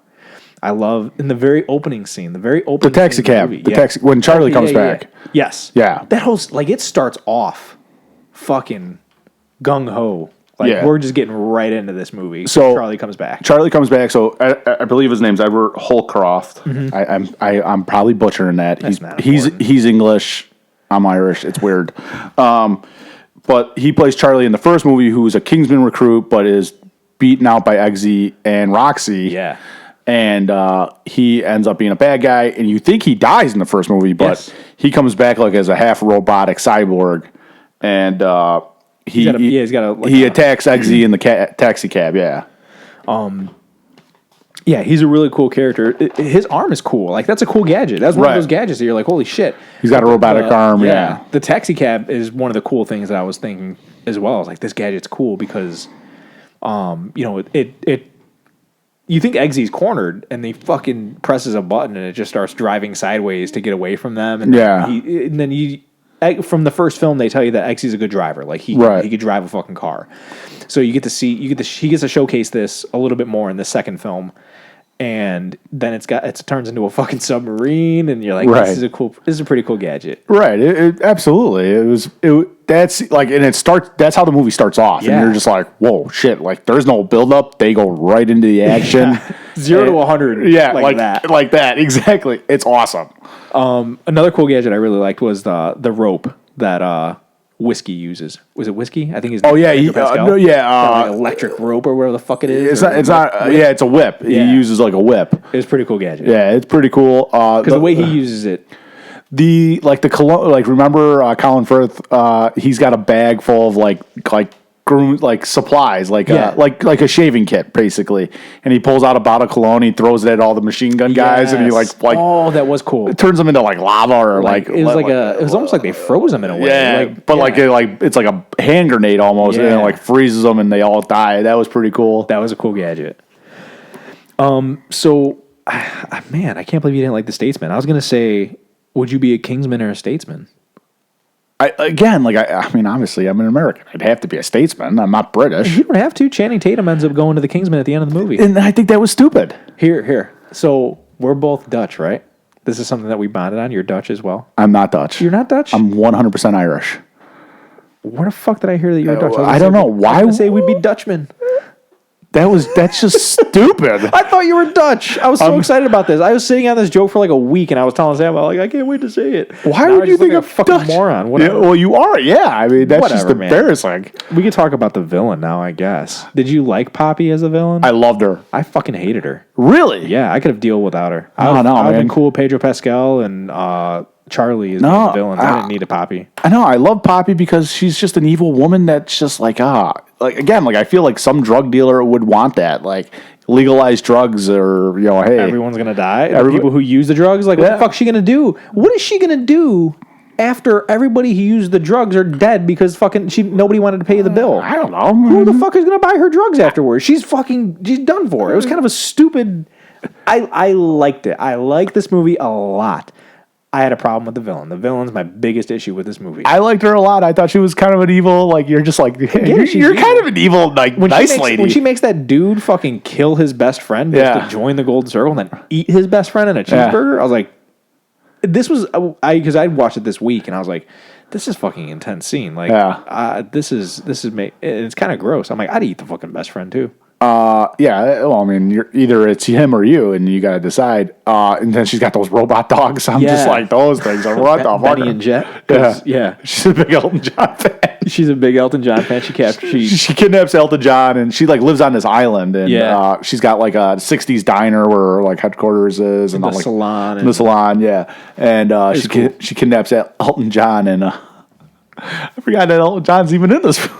Yeah. Well, then what's cool is that like even in the first one, Mark Hamill's in the first one. Yeah. Oh, yeah. That's right. Mark Hamill is Mark Hamill in this book. So interesting. The villain for the first, to jump back just a tiny bit, the villain in this one is better than Sam Jackson as well. Wow. He has a better motive of why he's doing what he's doing. He has the same device that wants everyone to kill them, like through the phones. Okay. But he has a reason. He wants to kill everybody in the world, or not everybody in the world. He wants people to die down, kind of a Thanos type thing, where if he eliminates half the population of the Earth will strive. Right. Okay. And that's why this guy wants to do it in the book. Okay. So you don't really get that from Sam Jackson, is saying like. I thought you did in the first movie. I thought that's why he does. I can't remember. I thought that's what he was saying, that the world was overpopulated and he needed to cut back. Oh well, fuck. Maybe he does. Yeah. He says that the Earth is a living organism, and the reason why we have global warming and like tsunamis and shit is the Earth's way of saying like people need to die because I can't hold this many people. Okay. And that's why that's what's explained in here. Huh. That's why I didn't really care for the villain in Kingsman: The Golden Circle. Did you have a favorite character in the second one? In the second, I mean, again, like I like Merlin. Yeah, Merlin. I like Eggsy. Merlin's great. I love Eggsy. And then like obviously, like I said, I just can't get behind the statesman characters. Like Jeff Bridges comes in and he's like, "Oh, I'm Champagne, but call me Champ," and I'm like. What are we doing here? Like Halle Berry, even Halle Berry. I love Halle Berry as an actress. I watch anything that she's in. I was just like, what? So she's Merlin, just in a girl version. What the fuck is her point? Yeah, she's Merlin. She's the Merlin for and I'm United States. But she wants to be an agent, and I'm just like, oh, what the? And then like Mark Strong is like, this is the work. Like we're basically running the whole operation. I was just like, these characters did not need to be in this fucking movie. Okay, Let's move on. I respect it. Yeah, and then like I hated how let me get his name right, Pedro Pascal, which is bad because he's the fucking Mandalorian. Pedro Pascal like treats her like shit, and I'm just like, why? Like why does that need to be in the movie? Like he's an asshole all around. Like yeah. So I didn't like. I get it. So again, like Mark Strong, obviously, Eggsy, he's good. Eggsy was I didn't say it earlier. Eggsy was my favorite character from the first one. Merlin's God, he plays Dumbledore in Harry Potter. He's Arthur in like the first like. Michael Caine? No, not Michael. Michael Caine's in the Dumbledore. I don't know who plays Dumbledore. Michael. I wouldn't be able to help with that one. Yeah, Michael Caine's Arthur in the first one. He's the bad. Yes. He's one of the bad guys. Yes. Oh God, give me a second. I didn't even know there was a Dumbledore in the second movie. No. What the fuck are you talking about then? The guy that plays Arthur plays Dumbledore in the Harry Potter series. Okay. Give me a second. I'm looking him up.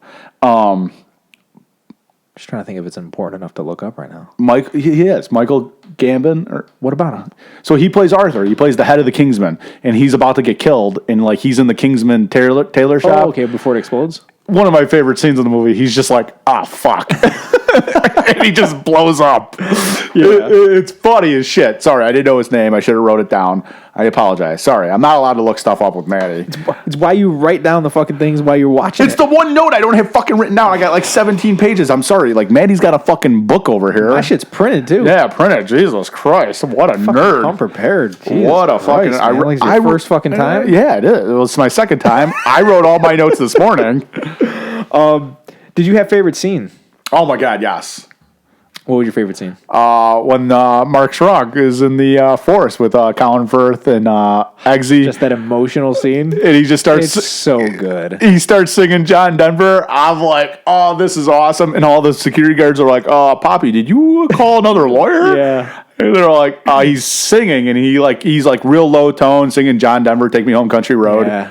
And the first guy comes up and he takes off his glasses and he just throws a headbutt. Headbutt him. And you're just like, Merlin's a badass. He is. And you're like, You feel again, for seconds later, he's dead. Yeah. But like then he starts like getting higher and like his voice gets higher and stuff. Crescendos right into this Yeah, thing. Yeah. he's just like kicking ass. It's a wonderful scene. And they're like, okay. And he gets everybody close and he's just like, okay, guys, it's up to you. And he takes his foot off the landmine and blows everybody up. And Eggsy and Harry are so pissed off. They're just like, Yeah, because he tells him, he's like, there's no time for emotion right now. yeah, like we got to carry on with the mission. This started with the three of us. Yeah. And then, it's going to end, this is how it's going to end for me. And they go in and they just kill everybody. It's a wonderful scene. Awesome. My favorite scenes, I love the opening scene, the car scene. Yeah, the car It's scene's fucking good. High, just right off the bat, like I said, Right on, 0 yeah. to 100. I love the introduction to Channing Tatum. I loved when he just beats the shit out of Merlin and Eggsy yeah. right at in their plant or their headquarters, I guess. I thought it was kind of cool. It 'Cause it's- showcases that they're a different style, but he's got his own, they're kingsmen, statesmen. Right. But they got their own style of like whooping ass. And the funny thing about that scene is like they're like, they're using their gadgets and everything to find the secret door. And, they run a liquor distillery. So they go up to a big giant barrel of booze. And Mark Strong's like, there's a secret door behind her, and he grabs the axe. Is it Mark Strong that grabs the axe and he just hits it and it just starts leaking booze? And he's like, oh shit. Another scene I really liked was everything that takes place in the mountains. So when they're like in the oscillating, Right, yeah. that was cool shit. 'Cause Right. you get to see. It's not just it's pleasing to the eye to see something different other than like the rural areas or suburbia areas, and now you get to see this just white mountains and not snowboarding, but like Right. It's the action is really good. they go and steal the antidote, or do they steal? No, they They steal see the virus, or the antidote. I forget what they steal. The virus or the antidote, whatever. They steal the antidote, yeah. And then it's like them getting out, and then they're on that cable car that just goes nuts. Yeah. It was a cool scene. It was just another high octane fucking. We're kicking ass. I love the movie. Definitely recommend it. I do have a few pieces of behind the scenes for this as well. So Poppy, who is played by Julianne Moore, said that she based her character off of Lex Luthor, Oh, interesting. which I could see. Yeah. Well, looking at it, I'm like, oh yeah, she's a fucking Lex Luthor. I can totally see that. Maybe not the same motives, but I could see like her character, who she is. The original cut of this movie was 3 hours and 40 minutes long, Jesus. and the studio, I think it was 20th Century Fox, was like, absolutely not. Yeah, do you want to split it? He's like, do you want to split it into 2 movies? And he goes, no, I don't want to split it into 2 movies. And they're like, we better cut that shit down. Yeah. So I'd like to see the whole movie. it would be cool. Like, think about it. 3 hours and 40 minutes versus it was probably 2 hours long? Yeah, Probably but- 120 minutes around Yeah. that. That's a lot of footage that we didn't get to see. Right. Where the fuck is it at? What was in it? And like it's not a short movie, but it's No. not an extremely long movie, but it is definitely worth it keeps you on the edge of your seat. Yeah. I don't think there was a boring point in this movie. Or the first movie. That's what I'm No. saying is that like these movies will not bore you. They'll keep you going no matter what. And then my last piece is that so there's a scene where Eggsy and Pedro Pascal's character, I think his name is Whiskey. Yeah, Whiskey. His name's actually Jack Daniels, and he's Agent Whiskey. Okay, so Eggsy and Whiskey, they have to plant a tracking device into this woman. Oh yeah. And the way they have to do it is through mucus or Yeah. through it has to be. So they keep insinuating that it has to be sex, and they basically put this tracking device on like a condom. Right. So But in the scene when they're filming it, you see Eggsy's hand go down to like the pelvic area of the woman, and they do a camera movement where he pushes in, where the camera pushes in on the area when he's about to finger bang this girl. And Taron Egerton, who plays Eggsy, was like, I don't even want to go near that area. Like, it's a respect thing. It's a thing that I can't do it. He told him, he's like, I put my foot down, I'm not going to do it. So the woman who plays that character, her real life name is Poppy. Poppy Del, it's a fucking French thing. It's like a Delavigne or something like that. It's not important, but the real life actress, definitely not Dutch, huh? Probably not. Apparently, I can't tell when people are Dutch, or I just assume. But this real life actress had her husband do the scene, so that is not Taron Egerton who's doing the scene. Interesting. It was the husband who actually puts his hand in that area. And I was like, oh, way to go. You're like, fucking hats off to Taron Egerton for having the balls to say, I'm not going to having class. Exactly, having class. And the husband got to have fun on set, I guess. So. Okay, cool. So I thought that was a nice piece of behind the scene information. The Kingsman. The Kingsman that just came out 2021. 2021. I'm going to jump into one piece of behind the scenes. So this movie was supposed to come out November of 2019. And then it got pushed to February 2020. And then it got pushed to September 2020. And then it was February 2021. Yeah. August 2021. And then it came out December 22nd, 2021. Right. It's been a movie that's been a long process. Obviously, it's a prequel to The Kingsman. Yes. It's how The Kingsman were founded. I got a synopsis for that as well. Okay. If you want to go ahead and read it, go ahead. In the early years of the 20th century, the Kingsman Agency is formed to stand against a cabal plotting a war to wipe out millions. And like you had said, which war? It's World War I. Yes. And which is very cool.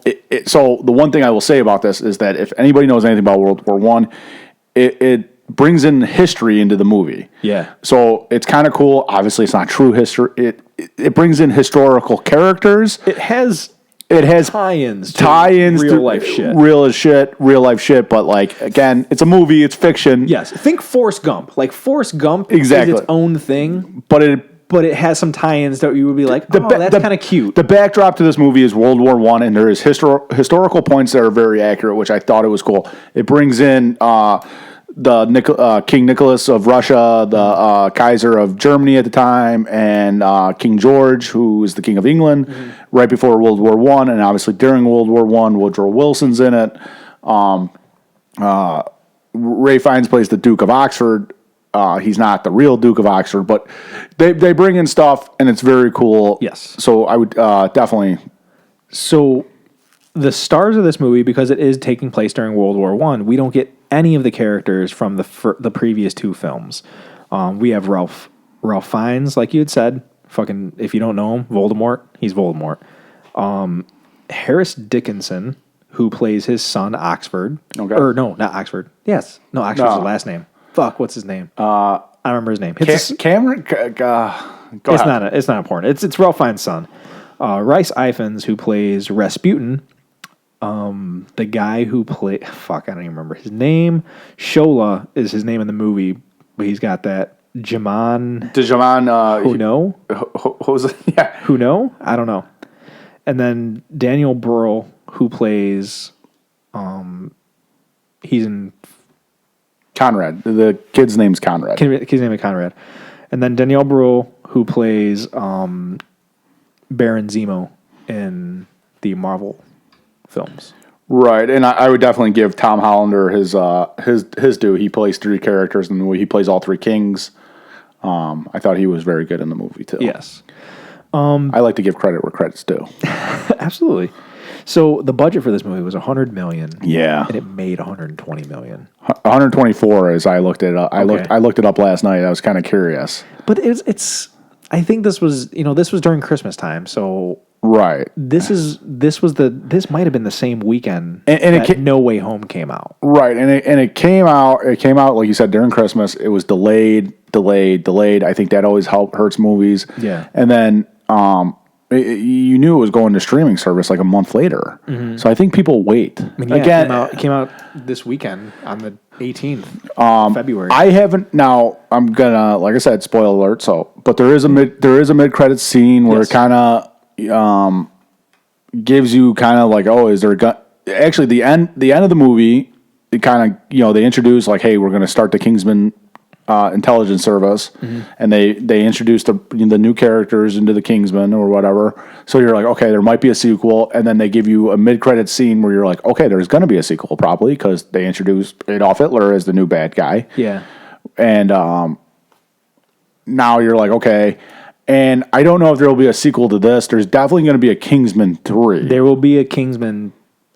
It's going to be the conclude or King, whatever the fuck they want to call it. Yeah, there's going to be there's going to be a sequel. It's either going to be to Eggsy's story. There is this story. No, there is going to be a sequel to Eggsy and Harry's story. That's going to be the conclusion to that story. That's already been confirmed. Okay.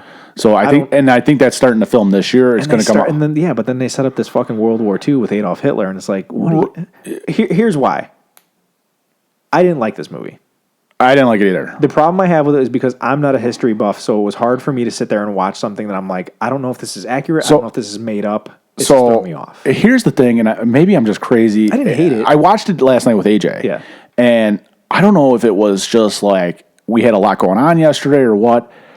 I kept on turning on the volume on the TV, and AJ's like, "Oh, am I making too much noise?" She's just sitting on the couch; she's not doing anything. And I'm like, I can't hear I don't know if it was because they're all English. There's no really American actors in it, and I'm like, I can't hear I can't hear them. You're fucking old, dude. I'm like, I know, but like I got the TV up to like 60 at one point. I'm like, I can't understand the goddamn characters. And there's like a halfway point where it's just like, okay, now they become clearer, and I'm like, well, what the hell I'm like, am I losing my mind? Do I need to have hearing aids? I'm like, I couldn't, and she's like, I think they sound fine. Like, are you okay? And I'm like, maybe they're just because they're English. And I'm like, I don't know what's going on. Yeah, I did not like this movie. You didn't hate it though, did you? You didn't hate it. I'm gonna go on a limb here, and this is obviously gonna be my third. When we rank them, it's gonna be number 3. I'm gonna spoil it right now. Okay. I'm gonna say, if you're a Kingsman fan, watch it. It's a cool prequel, but I didn't like it. I would not recommend it to start the Kingsman series at all. Okay. It's not one of these movies where you're like, watch this first. Yeah. That's not it. Ralph Fiennes, I liked him. The whole thing with his son, I thought was overstretched. Okay. And they just like, and how his son dies, I'm like, that's fucking stupid. That was a jaw-dropping moment, though. Right. Oh, yeah. They blow his son's head off, and you're just like, whoa, you didn't see that coming. I did not know. The whole thing, now, I'm not talking about the fight scene, but the leading up to the fight scene with Rasputin, I was like, what the fuck am I watching? And, like, I'm like... Let's get into some of these questions. I think you're hitting on some of these things. So, we watched this weekend because it came out on streaming services this weekend. Right. It came on Friday. And our first impressions are that we did not love this movie. No. Would you say you hated it? No, I'm not going to say I hated it because there's movies where I'm like, what the hell did I just watch? Yeah. I'm happy I watched it. Like I said, there was parts where I was like, okay, that's cool. Like the opening scene with, we can't say his name, but Digimon. Yeah. When he kills the sniper, I thought that was awesome. Like you're just like, oh, this is going to be fucking awesome. Like he just comes out of nowhere, jumps off like a cliff, and just stabs the dude. And you're like, okay, that's cool.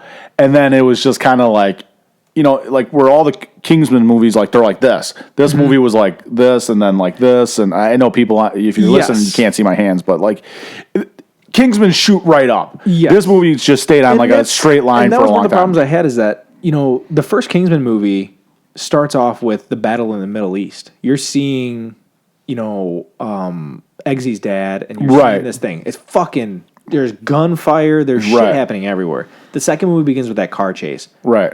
0 to 100. Yeah. Fucking action-packed. This movie begins with very slow and the tone of the movie is just not... which is fine because the tone of the movie is set right away with this is how it's going to be, and it's kind of slow-paced. It takes place... the start of the movie, I think, takes place in like 1902 when England's involved in the Boer War, I believe. Sure. I believe that's the war they're in.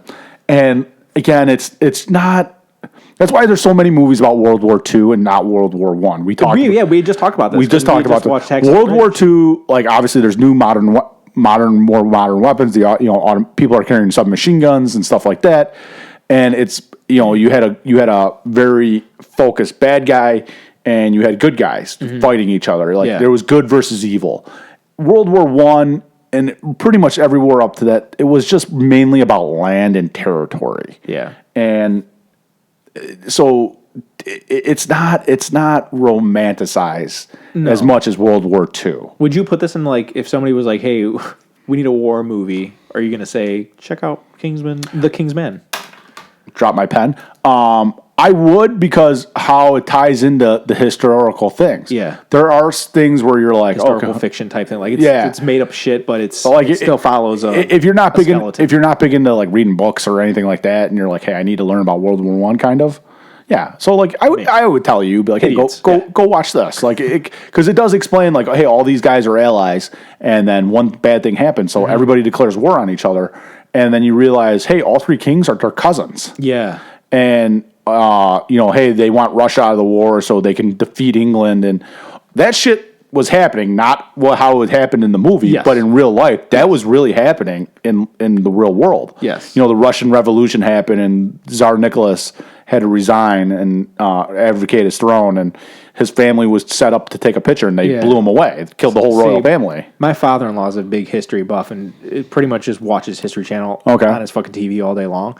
So I'm interested to see when he watches this movie and he says it's fucking trash, or he's gonna be like, shit's accurate. I loved it. I mean, like it's not like historical accurate, but it'll be interesting. It'll give you some type of background where you want to Google it. Like the same way, like I said, like Forrest Gump. Like you watch Forrest Gump, you're like, oh yeah, okay, I know some of that. So the character Rasputin, he's a real life character, and he like his story that he had all this influence, and the thing that he did with the Russian Tsar's son, that's true. Yeah, and. So like we're watching this, and he plays a really weird character. Yeah, and you almost can't tell that it's him. Yeah, because I don't know if you know him from previous films, but like he's in The Replacements. Yeah, he's in tons of shit. Yeah, but I was just like, I kind of want to turn it off because I don't want to watch this with my wife. It's like uncomfortable. Like right up until like the part he dies where they fight him. Yeah, like he takes Ray Fiennes' pants off, and he's. Like you're just like, what is going on? Yeah. And I'm like, this isn't the Kingsman I thought I was going to be watching, and so whatever. And then, but like, my wife's like Googles the character, and she's like, this is a real fucking guy. And I knew about him. I knew that how he died and stuff like that. I'm like, oh yeah, you got to read how they killed him and stuff like that.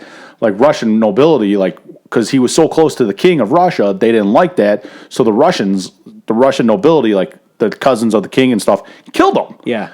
And so I'm like, it's a cool kind of story, but I'm like, if this is what was going on in Russia, no shit they were wanting to kill this guy. This guy's licking battle wounds and stuff and being weird. Like he eats like a poison cake and throws it up. And he's like, you don't think I know what poison tastes like? It's just like, how did that not kill you? You ate it like a wild maniac. Yes. So was this movie necessary? Man, that's a tough question because I did like the idea of it. Like, hey, I was a big Kingsman fan. Like, hey, this is how the Kingsman started. Mm-hmm.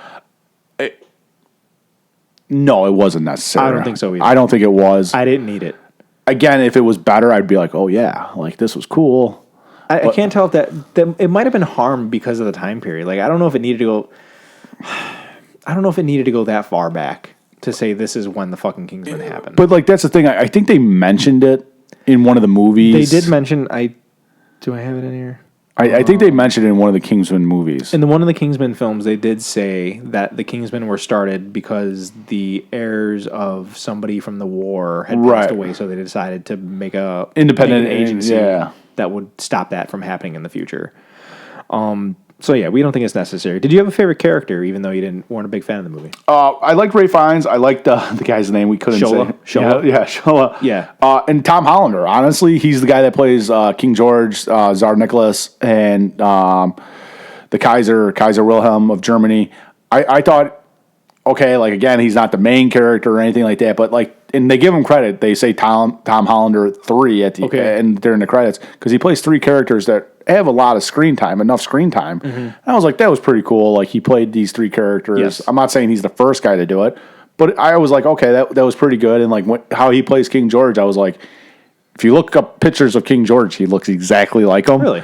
And it's like kind of creepy. You're just like, oh, that's like really weird. I'll have to check him out. I'll put one up. But like, he wasn't my favorite character, but I got to give him props. I thought he did a really good job playing those characters, and I thought it was kind of cool.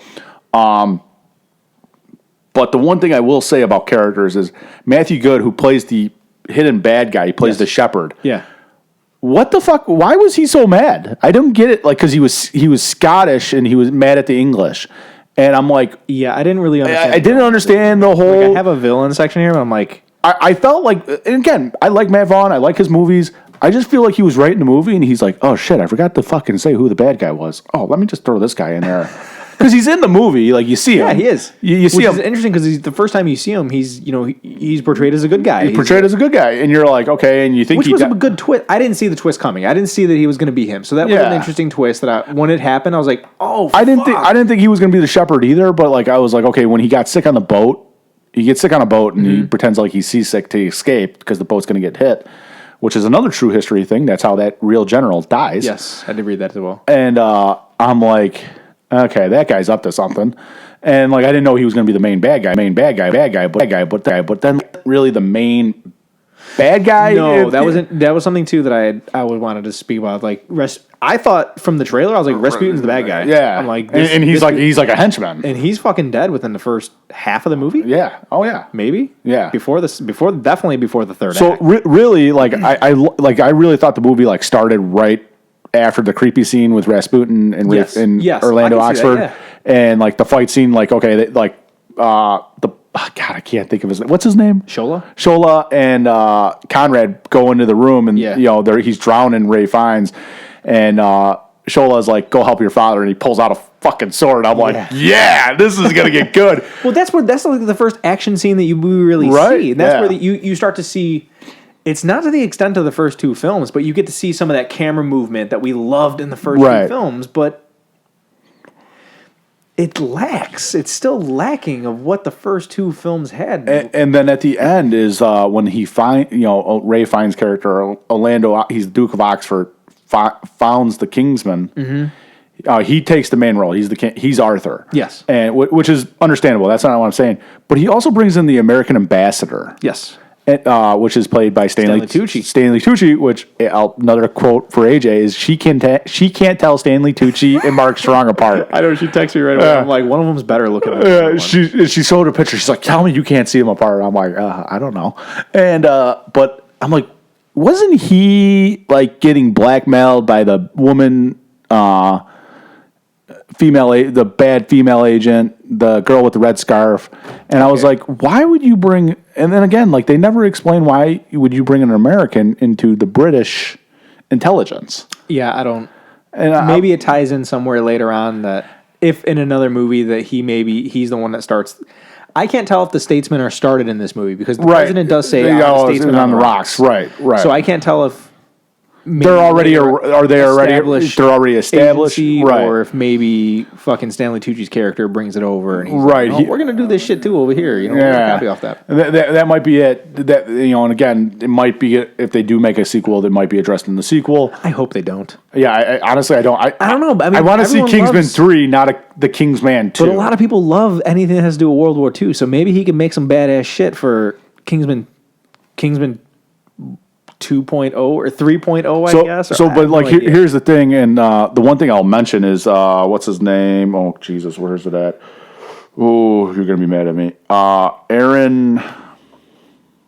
Oh man. Oh yeah, Aaron Taylor Johnson. Yeah. Why is he in this movie? Oh fuck, I loved it. Okay, but like, I was like, oh, Kick-Ass is in this movie. Yeah, obviously. I thought that he was the shepherd. Right. I thought he was going to go on the final mission with them. I thought like they were going to be like, okay, hey, listen, like obviously my son trusted you. Yeah. But I'm like, he did not need to be. He did not need to be in this movie, and not. So if he was a smaller actor, would you have been okay with it? Yes.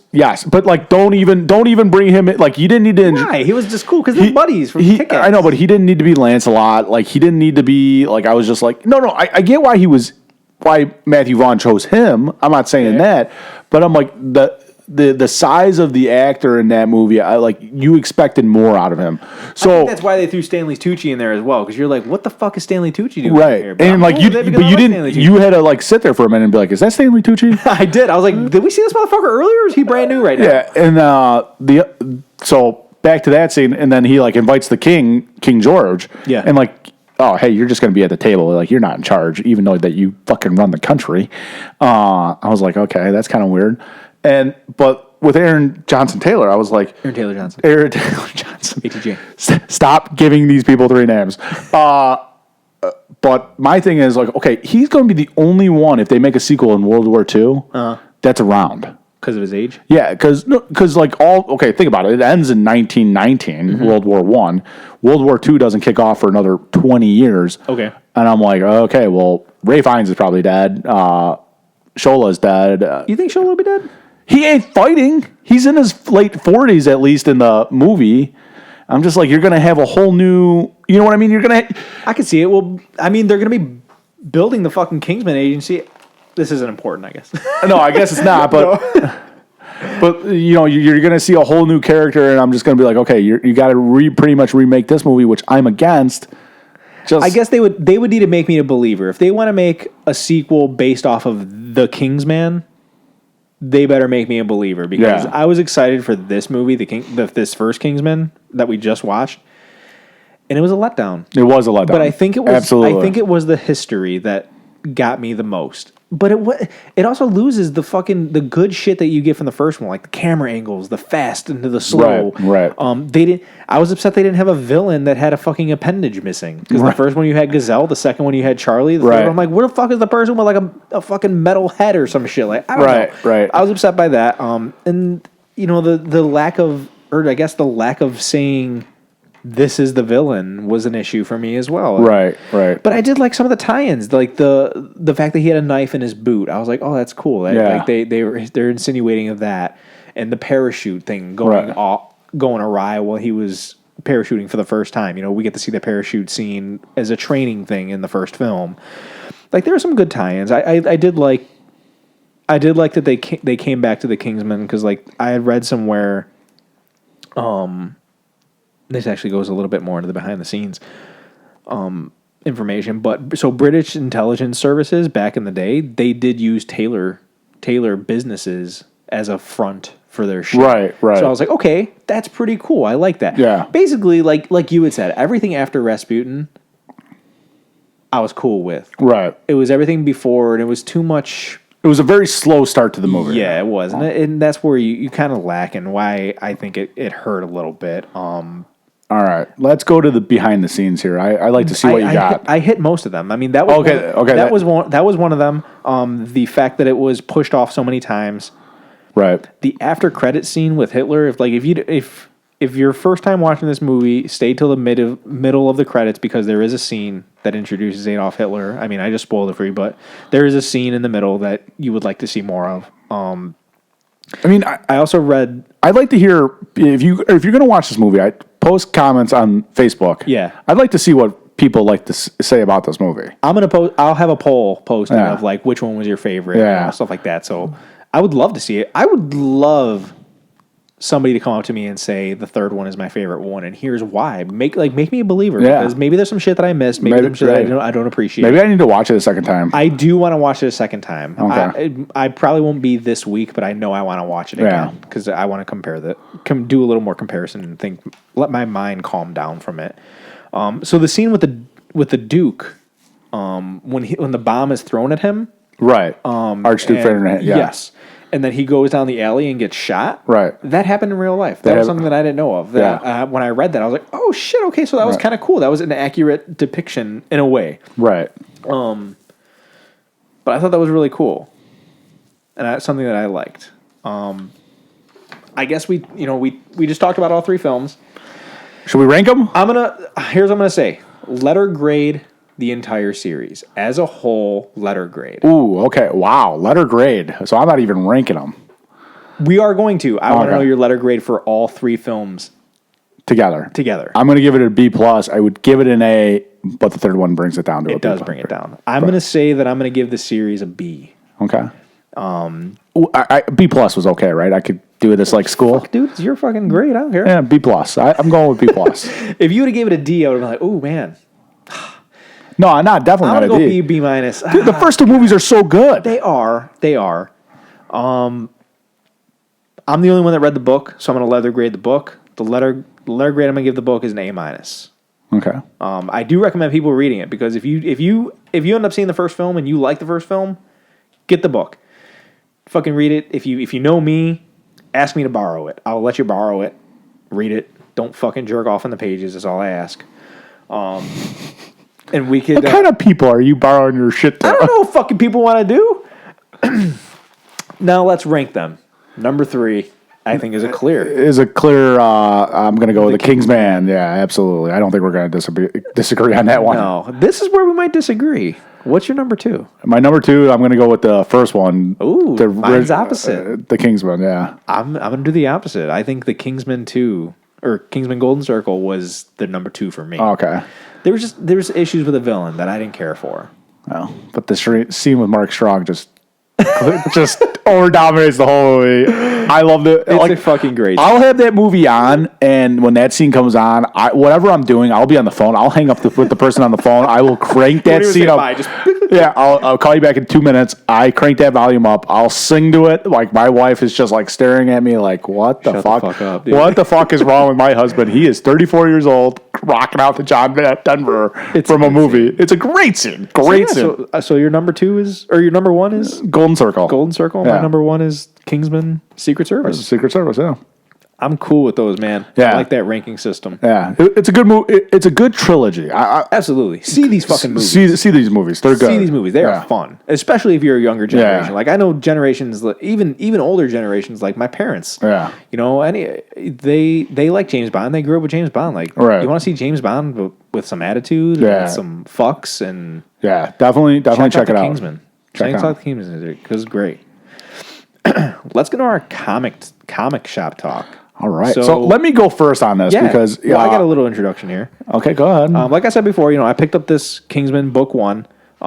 We both go to the same comic book shop, Amazing Fantasy. Amazing Fantasies in Mokina, Illinois. It's in Frankfurt, Illinois. Is it in Frankfurt? It is in Frankfurt. Frankfurt. Me, it's borderline. Whatever, it's in Frankfurt. And it's a cool place. I like to go there. I like the conversation that I've had. I've been recommended tons of shit from Lori, one of the persons who works there. And dude, you are giving a shout out to this comic book store. You better. I love this comic book store. You better tell her, like, hey, listen. No. I'm giving you free I advertisement. am not begging for any fucking handouts here. I'm not saying that, but some free advertisement our way, that'd be good. They have a great selection of Funko Pops, which we both are fans of because you have them here and I have a ton of them here. Yeah, you got a lot ton more of than them that. at home. Their layout is great. I've been to quite a few comic shops, and I'm confused by how the shit is laid out and where to find things. It's very distinct. I like it a lot. I like the conversation with the people I have there. They're nice, knowledgeable, friendly. We're going to show you guys some of the things we picked up.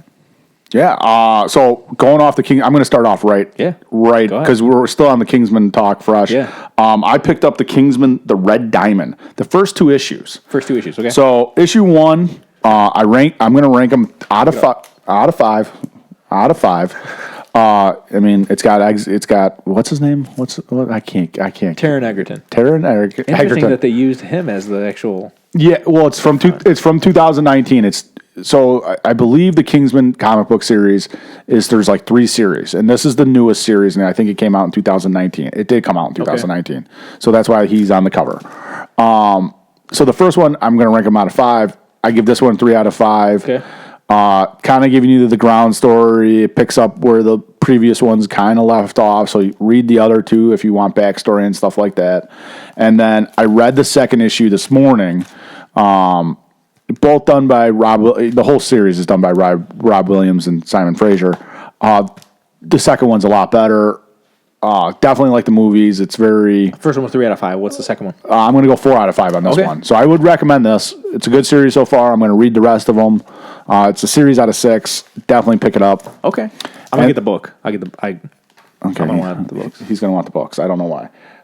Look it on a shelf. And then, obviously, I picked up the Batman second issue, The Night. The Night. And dude, that's a good issue. Good issue. Really good issue. Let's say really good issue. It's better than the first one, I thought. Oh man, that's a tough one. I'm giving this one 4 out of 5 too. I like this series. I'm liking how it's going. There's 2 different covers on this one. We talked about this. I completely forgot that we talked about this. Yeah. Because you don't have it, but there's a red cover, and I was like, the first cover was awesome. Yeah. If I can reach it. Here's the first cover. I love this. Like I said, I'm going to get this framed. Eventually, I'll start doing stuff. I'm just very lazy. This is the second cover that I liked, and I was all about it. Sweet. Oh, you like the second cover too? I like the second cover too. Oh yeah, I like it. I think it's a cool little. I don't know why I'm showing you, but I want to see it. No. But then they had the red cover, and I was like, first of all, embarrassing moment. I'm looking for the second issue, right? And I don't want to ask for help because I'm one of those type of people. I'm like, where the fuck is it? And I was about to text you. I'm like, hey, where'd you find this? And again, it's in alphabetical order. So Batman, it's at the beginning. And literally, it's in the first slot. It's literally, I'm not kidding you, in front of my face like this. And I'm like, where the fuck is it? And finally, I'm just like, I'm about to text you, like, hey, where'd you, isn't it up on the top shelf? Where the fuck is it? And then I opened my eye, I looked past my phone and I saw it. I was like, oh, this is fucking embarrassing. And literally, I said that out loud. And but yeah, no, I would recommend Batman the Knight. It's a good series so far. And the Kingsman Red Diamond. Red Diamond. I would recommend that so far. I'm only through the first 2 issues, so I'll read all 6 probably next month, and we'll see if I still recommend it. When your kid comes. The next thing I did, I can't give you guys a recommendation on this. I like the cover, so I bought it. It's called The Lion and the Eagle, and it's number 1. This is the cover. I haven't read it yet. I bought something because I like the cover, so I don't give a shit. I do it all the time. Yeah, and this is the first issue, I believe. I think it's a brand new comic, just came out in February 2022. Who is that? A DC Image or Marvel? Aftershock. Aftershock. Okay. Okay, it's written by Garth Ennis, PJ Holden, and I'm assuming the illustrators are Matt Silla and Rob Sten. Okay. I'm not 100% sure, like I said. I'm sorry, PJ Holden's the artist, and it's written by Garth Ennis. I haven't read it yet, but I checked it out. I think it's got a really cool cover. Like I said, anything with war, they look like Vietnam era, World War II maybe. So World War II, they got a Thompson still. So I will read this, and hopefully I have a good review. Dope, yeah, hell yeah. Let us know next episode. And that's definitely all my comic. I only go once a month. Yeah. Maddie, on the other hand, goes once a week and spends his house mortgage at the comic. Do not. I go on Tuesdays because DC comics come out on Tuesdays, and DC is the majority of what I get. I think I get 2 Marvel comics. I get the Death of Wolverine, Lives of Wolverine, and Black Panther. Death of Wolverine and Lives of Wolverine, they coincide. So there's Death of Wolverine 1, Lives of Wolverine 1, but it really should be 1 and 2. That you have to read one of them to understand the other one. So it's kind of a dumb fucking thing that they did, but it's a good issue. I'm gonna get out what I got. So this is gonna be a long part of the episode. What do you got there? This is Red Hood. Red Hood. Figure. Like it? This is a McFarlane figure. Oh, you broke it. He broke it. No, the stand. He broke it. So this is a McFarlane figure. This is from the 3 Jokers. This is a comic book line that came out probably about a year ago, where Batman discovers that the Joker that we all come to know is actually 3 different Jokers throughout time. Right. He's never fought the same Joker. It's always been 3 different Jokers. Okay. But some of them take breaks. Not that they punch out or anything, but a Joker will come up. And this is the Red Hood and this is the Batman figure, and I thought they were fucking cool. Sam yells at me all the time because I keep getting Batman figures. She's like, they look the same. I'm like, no, they don't. They don't. You didn't read the comic book line. Yeah. If she read the comic book, I think she would say, oh, this is fucking cool. This is something we gotta have. So those are 2 things I picked up. And the last thing I picked up is a Funko Pop. Oh my God, look at the size of that thing. It is for The Batman. This is for the new movie that's coming out. Oh my God, let me see that thing. Yeah, absolutely. Wow. First of all, this is massive. I am stoked to see this suit in person. I cannot wait. Not in person, but on screen. Yeah. It's gonna be. It looks handmade, which is what you would expect from a first-year Batman. So I don't know if they'll address this in the movie, but I did read that the Batman symbol on his thing is the gun that killed his parents. It would be interesting. Yeah. I would love for them to point out something like that. But yeah, it's a 10-inch pop. The 10-inch pops are a little more expensive. A regular pop is somewhere around $10 to $11. This one, I think they up-priced a little bit. Typically, a 10-inch pop is about $30. This was $40. Maddie had to take a second mortgage out on his house. No, I was checking out, and it got to the total. And I was like, what the fuck did I just buy? I wasn't expecting to spend. It's only $10 more than I usually spend, but I mean, not usually, which is a lot. It varies. I only spent $25 this week. It was a good job. Yeah, what'd you spend the last 3 weeks that you want? It was like, Yeah. This was the most expensive day. I think it came out to like $110. I was like, what the fuck did I Side buy? note, Maddie goes to the comic book store every Tuesday, like he said. And every Tuesday, I get a text message on what he spends. Yeah. He literally went, and I'm not kidding you, you had to spend at least $400 the last month. I think, around there. It's closer to $300. Okay, fine, $300. I'll give you $300. Jack goes to the comic store once a month, picks up what he needs to pick up, and eventually I'll pick up statues and stuff like that. I don't know what you can see. I'm a big statue collector. I'll buy those. I went to the comic book store. I spent $15. $15. One time. $15. You spend $300. Here's the big thing, though. You just said you're going to get a statue someday. Oh yeah, We're gonna we'll put our fucking receipts together, not together, but we'll add them up. But you gotta remember, you're the one that's the big spender who's gonna be like, I need to have this fucking statue right now. Oh yeah, and it's gonna be a $300 fucking statue versus me buying things that is gonna equal $300 over a 1 month period. I know, but like I'll buy that. That'll be the end of my comic book shopping for that month. You fucking liar. I mean, probably not, but but that was our comic book shop talk, I guess. I mean, I buy a ton of. I think I did 28 different comics throughout a month because they all come out. They all come out once a month. But some of them, like Batman Detective Comics, is a weekly comic right now for the next 12 comics. So I get a ton of comics. If anybody wants to talk to me about some DC comics, fucking hit me up. I could recommend some DC comics. I will say that you read a lot more comic books than I do. I mean, I try to read. I mean, you're the Star Wars guy. If I'm the comic book guy, I'm the Star Wars guy. Okay, you're definitely a Star Wars. If I have any questions that concern Star Wars, I'm coming to you. Oh God, probably not for your opinions of Star Wars, but if I needed some information, it's just because you're always wrong. Whatever. Speaking of Star Wars, though, we're getting into our reviews. This is fucking 2 hours in. I know. We're 2 hours in right now. This is insane. So we're finally getting into Book of Boba Fett. Book of Boba. So let's get into this. So let me introduce this section so I make it clear. This is going to be our review section. So we're just going to review the Book of Boba Fett. If you're watching Star Wars and you're watching The Mandalorian, Book of Boba Fett, if you're following Jon Favreau stuff, we're strictly doing the Book of Boba Fett. And that being said, we're not going to review The Mandalorian right now. We're not going to tie it into anything else. But I will say this. Jon Favreau obviously doing a great job, doing a lot of great things. He is working with a guy named Dave Filoni. Dave Filoni, obviously, if you're a Star Wars fan, you know who he is. And I'm telling you now, if you're not understanding who these characters are or anything like that, they have shown up in the animated series. That's where Dave Filoni started. He started on Clone Wars, Star Wars Clone Wars, that was on Cartoon Network.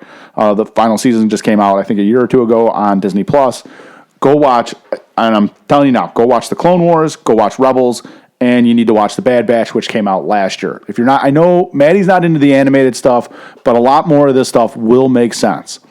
Yes, but however, you don't need to watch those things to understand everything of Star Wars. Absolutely not. No. If you just want backstory and everything like that, if you want more into it, absolutely. I will explain it when we get into our review of the Book of Boba Fett, which we're going to do now. Mm-hmm. But obviously, it make more sense because people do just show up, and you're like, "Who is that?" Yes. Cad Bane in particular is really the only one. Cad Bane, this obviously the Book of Boba Fett. Cad Bane shows up. Yes, and I had to Wikipedia it. Yeah. And the biggest mystery is if I watch all the animated stuff, I'm like, what happened to Cad Bane? He was in the Bad Batch. Like, what happened to him? Like, he's this bounty hunter that's always worked against the Jedi, the Republic. The Jedi have always been hunting him. He's always been a bad guy, and he's never ever been killed. And he's obviously created by Dave Filoni. And Dave Filoni obviously created Ahsoka, and you're like, okay, well, he brought Ahsoka on, so where's Cad Bane? And obviously we see the live version of Cad Bane. It'd be interesting to have this conversation because you know that backstory, and I'm going to be able to review this based completely off of if you want to watch the movies or these basically live action. Anything live action, I will be able to be an accurate review of these because I don't even want to get into it. until we get to that episode, but Cad Bane was weak as fuck. Yeah, I will. It's true. Weak, lame as fuck. And I will give my honest opinion right now about the Book of Boba Fett. I thought episode 1 through 4. Mm-hmm. I thought it was terrible, and I loved it. I thought it was so slow. I thought there was too much backstory, and I just think I think they came alive in episode 5.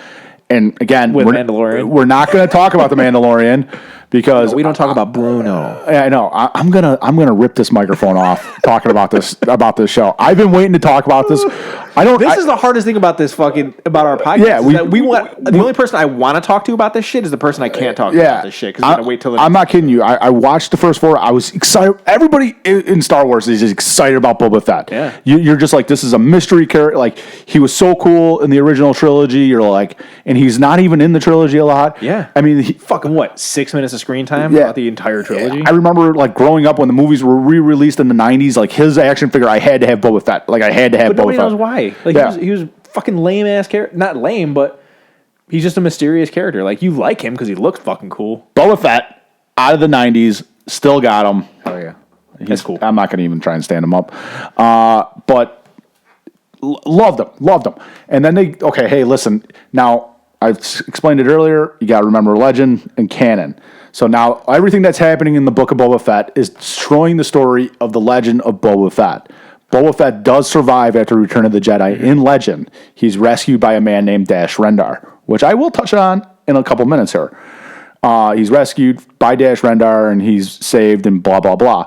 And Boba Fett, has another story after that. But now they bring this into canon, and he's kind of he's an anti-hero, let's say, because he's a gangster. I can see that, yeah.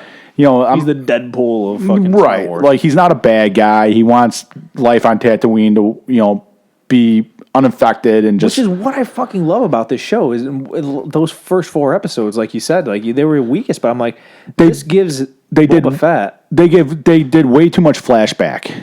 I think they should have told it in chronological order. They shouldn't have done flashbacks, but I did like I preferred the flashbacks. I wish they would have stuck with that time period and not gone back and forth. And this is why I say I did not like the Book of Boba Fett, was because it wasn't... The first 4 episodes are about Boba Fett, and it didn't get good until you brought the Mandalorian in. Episode 5 is called The Return of the Mandalorian. Yes. It is... Boba Fett's not even in the fucking episode. He's not. It is a Mandalorian episode, and like, I just kind of think that...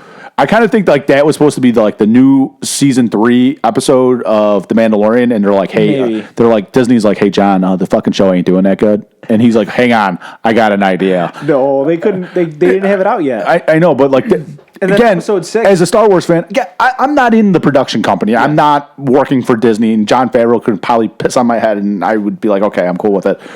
But that's what I'm assuming. Thank you, could I have more? Yeah, that's what I'm assuming that happened. I'm like, what the fuck? But let me tell you get to episode 5. It's 7 episodes, 5, 6, and 7. Yeah, they're gonna keep you on the edge of your seat. You're gonna be it will redeem your Star Wars fanhood. You're like, okay, I got through the first 4, and now I can watch this. Yeah, I like the fact that episode 1 through 4 makes you not relate to Boba Fett, but you get this sense of like Boba Fett is not that he's still a badass, but in a different way. He's still a bounty hunter. He still kills. He's still who he was in the original trilogy, or 4, 5, and 6. But you're seeing this man relate and get into it with these sand people, and you see him care for animals, and you see him go and defend these sand people, and it makes him more human. It makes you say he's not somebody far stretched out that I can't be like, or that I'm not related to in any way, shape, or form. So I loved the first 4 episodes. I'm not saying I fucking hated 5, 6, and 7, because they were great. But like we had said before, like the only thing we had said to each other is like, I signed up for a fucking Boba Fett show. I want a Boba Fett show. I don't want... Right. I was ready... After Mandalorian Season 2, we were completely on board with saying, okay, we're done with Mando and Grogu for at least another show or two before we see them again. And it's like, we're giving them They gave two episodes. They gave us two episodes. All right, I guess we're gonna see Right. Mondo and fucking Grogu right away. Now I was cool with it, but not what I wanted. No, again, like you could have saved that for the Mandalorian, and I get it. Mandalorian's gonna tell a whole different story probably now, season 3. But the one thing I had a problem with, and again, The one thing? no, I had a lot of problems, but the actor that plays Boba Fett, I'm gonna, oh god, Don't even try. I'm not gonna even try. Great actor, love him. He was awesome. I love him in everything. I love him in Aquaman. He's cool as Aquaman's dad. Yeah. He's a New Zealand guy, cool guy. He played Jango Fett. Yeah. Obviously he did the revoice over for Return of the Jedi as Boba Fett. Mm-hmm. So he's a big Star Wars guy. He's not going to go anywhere. And he literally said, I hate this show because it's not who Boba Fett is. Boba Fett keeps taking off his helmet. Yeah. He keeps having these dialogues that he's not going to have. He's a one-word type of guy. You want to make him a good guy, that's fine. But have him be that character that's kind of the mystery character, like an anti-hero. That we learned, we were introduced to. I mean, for an actor to say, hey, I don't want to show my face, and I don't want that much dialogue. And Jon Favreau, during the time that the show was being made, Jon Favreau took a vacation at some point, and this actor tried to rewrite some of the dialogue. Like that's insane. Like, hey, like this guy's telling you He's fucking out of line, dude. no. He's getting paid to fucking show up and read lines, just like any other actor. If they told me to show up on set, And he's telling you he's reading too much. yeah, he's fucking out of line. Look, they tell us all the time in our line of work, they're like, head down, man, or fucking neck down. You are not here to think. You're here to fucking do what you're. Nobody tells me that because I just smack them in their Oh face. fuck! I try not to think at work because No. it's gonna get me into trouble. Yeah, but no. Again, like, But yeah, he's fucking there to act. but like to take Jon Favreau, what he did again. You have to talk. I don't want to talk about the Mandalorian, but what he did in the last episode of season 2 of the Mandalorian got Star Wars fans across all universes excited. Yes, it is complete fan service, though. A lot of people say, like, oh, it's just, they're just showing you this shit on the screen so that way you're excited and you say it's a good episode. Just because a lot of people say that about Spider-Man No Way Home because they say that, you brought these 3 Spider-Men in, and regardless of it, how the movie ended up being, because there was 3 Spider-Man, you automatically think this movie's fucking great. And I'm able to set that aside and say, yes, it's a good movie, but it's not the best Marvel film ever. It's not a best film in any means. Yeah. And that's how I see the episode 2 or the last episode of season 2, because I'm like, yeah, they brought me all this shit, but it's not the greatest episode ever. And obviously, like we just touched on it, like lots of cameos in the Book of Boba Fett. Yeah, and Ahsoka, Luke Skywalker. Jesus, they bring Grogu back. They pretty much bring everyone back from the free Cobb Vanth. I'm going to talk about him, Timothy Oliphant's character. But yeah, lots of cameos. So again, when I said it earlier, Google these guys if you don't know who they are. A lot of them do show up. The one character I will say, I don't think he's shown up in a cartoon, is Karastan. He is the black Wookiee bounty hunter that works for the Hutts and that ends up working for Jabba the Hutt. Or not Jabba the Hutt, Boba the Fett. Boba Fett. He is a character that I thought was the one like standout when he first arrived. I was like, okay, cool. Yeah, because like you're only. I was stoked. I'm like, fuck a Wookiee, cool. Wookiee, right? That's not Chewbacca. Awesome. Exactly. He's not Chewbacca. He's a bounty hunter. Like he's going to act like a bounty hunter. He's not a good Wookiee. Which I thought was really cool. And then, like, actually the scene, it's in the 7th episode when he's, like, standing guard in the one neighborhood and he gets attacked. And you're like, oh, he's dead. And then he just shows up and he's still throwing people. He's just still throwing people off of him. I'm like, that's sweet. Yeah. Got me excited. I hope they bring him back for season 2. That's the other thing. Like, I know it's going to get a second season. It definitely leaves you hanging for a second. Do you want it? That's the thing. Like, I do want it. As much as I didn't like the first season, I want to give it a second season because I think they can do better. And that's where I'm going to bring Timothy Oliphant in. I think his character, I hope they plan on doing something big with his character. Obviously, he's in the Bacta tank at the end. I think they're only going to bring him back because he's a fucking big name actor, not because he was actually a good character. I thought he was mediocre. But is he a big name actor? Yeah. No way. Timothy Oliphant? No, he's not. He's not a fucking... He's not a small actor, but he's a big TV actor. What the fuck do you think he's in right now? What do you think Boba Fett is? He's a TV. Yeah, I know, but that's what I'm saying. He's not a big movie actor. But he's a big actor for TV, and he's his TV. So they didn't bring him in to fucking just read lines. They're gonna have more shit for him. I guarantee in his contract they promised him more than you're gonna be this sheriff and you're gonna be in one episode. He's the marshal. He's the marshal. Get it right.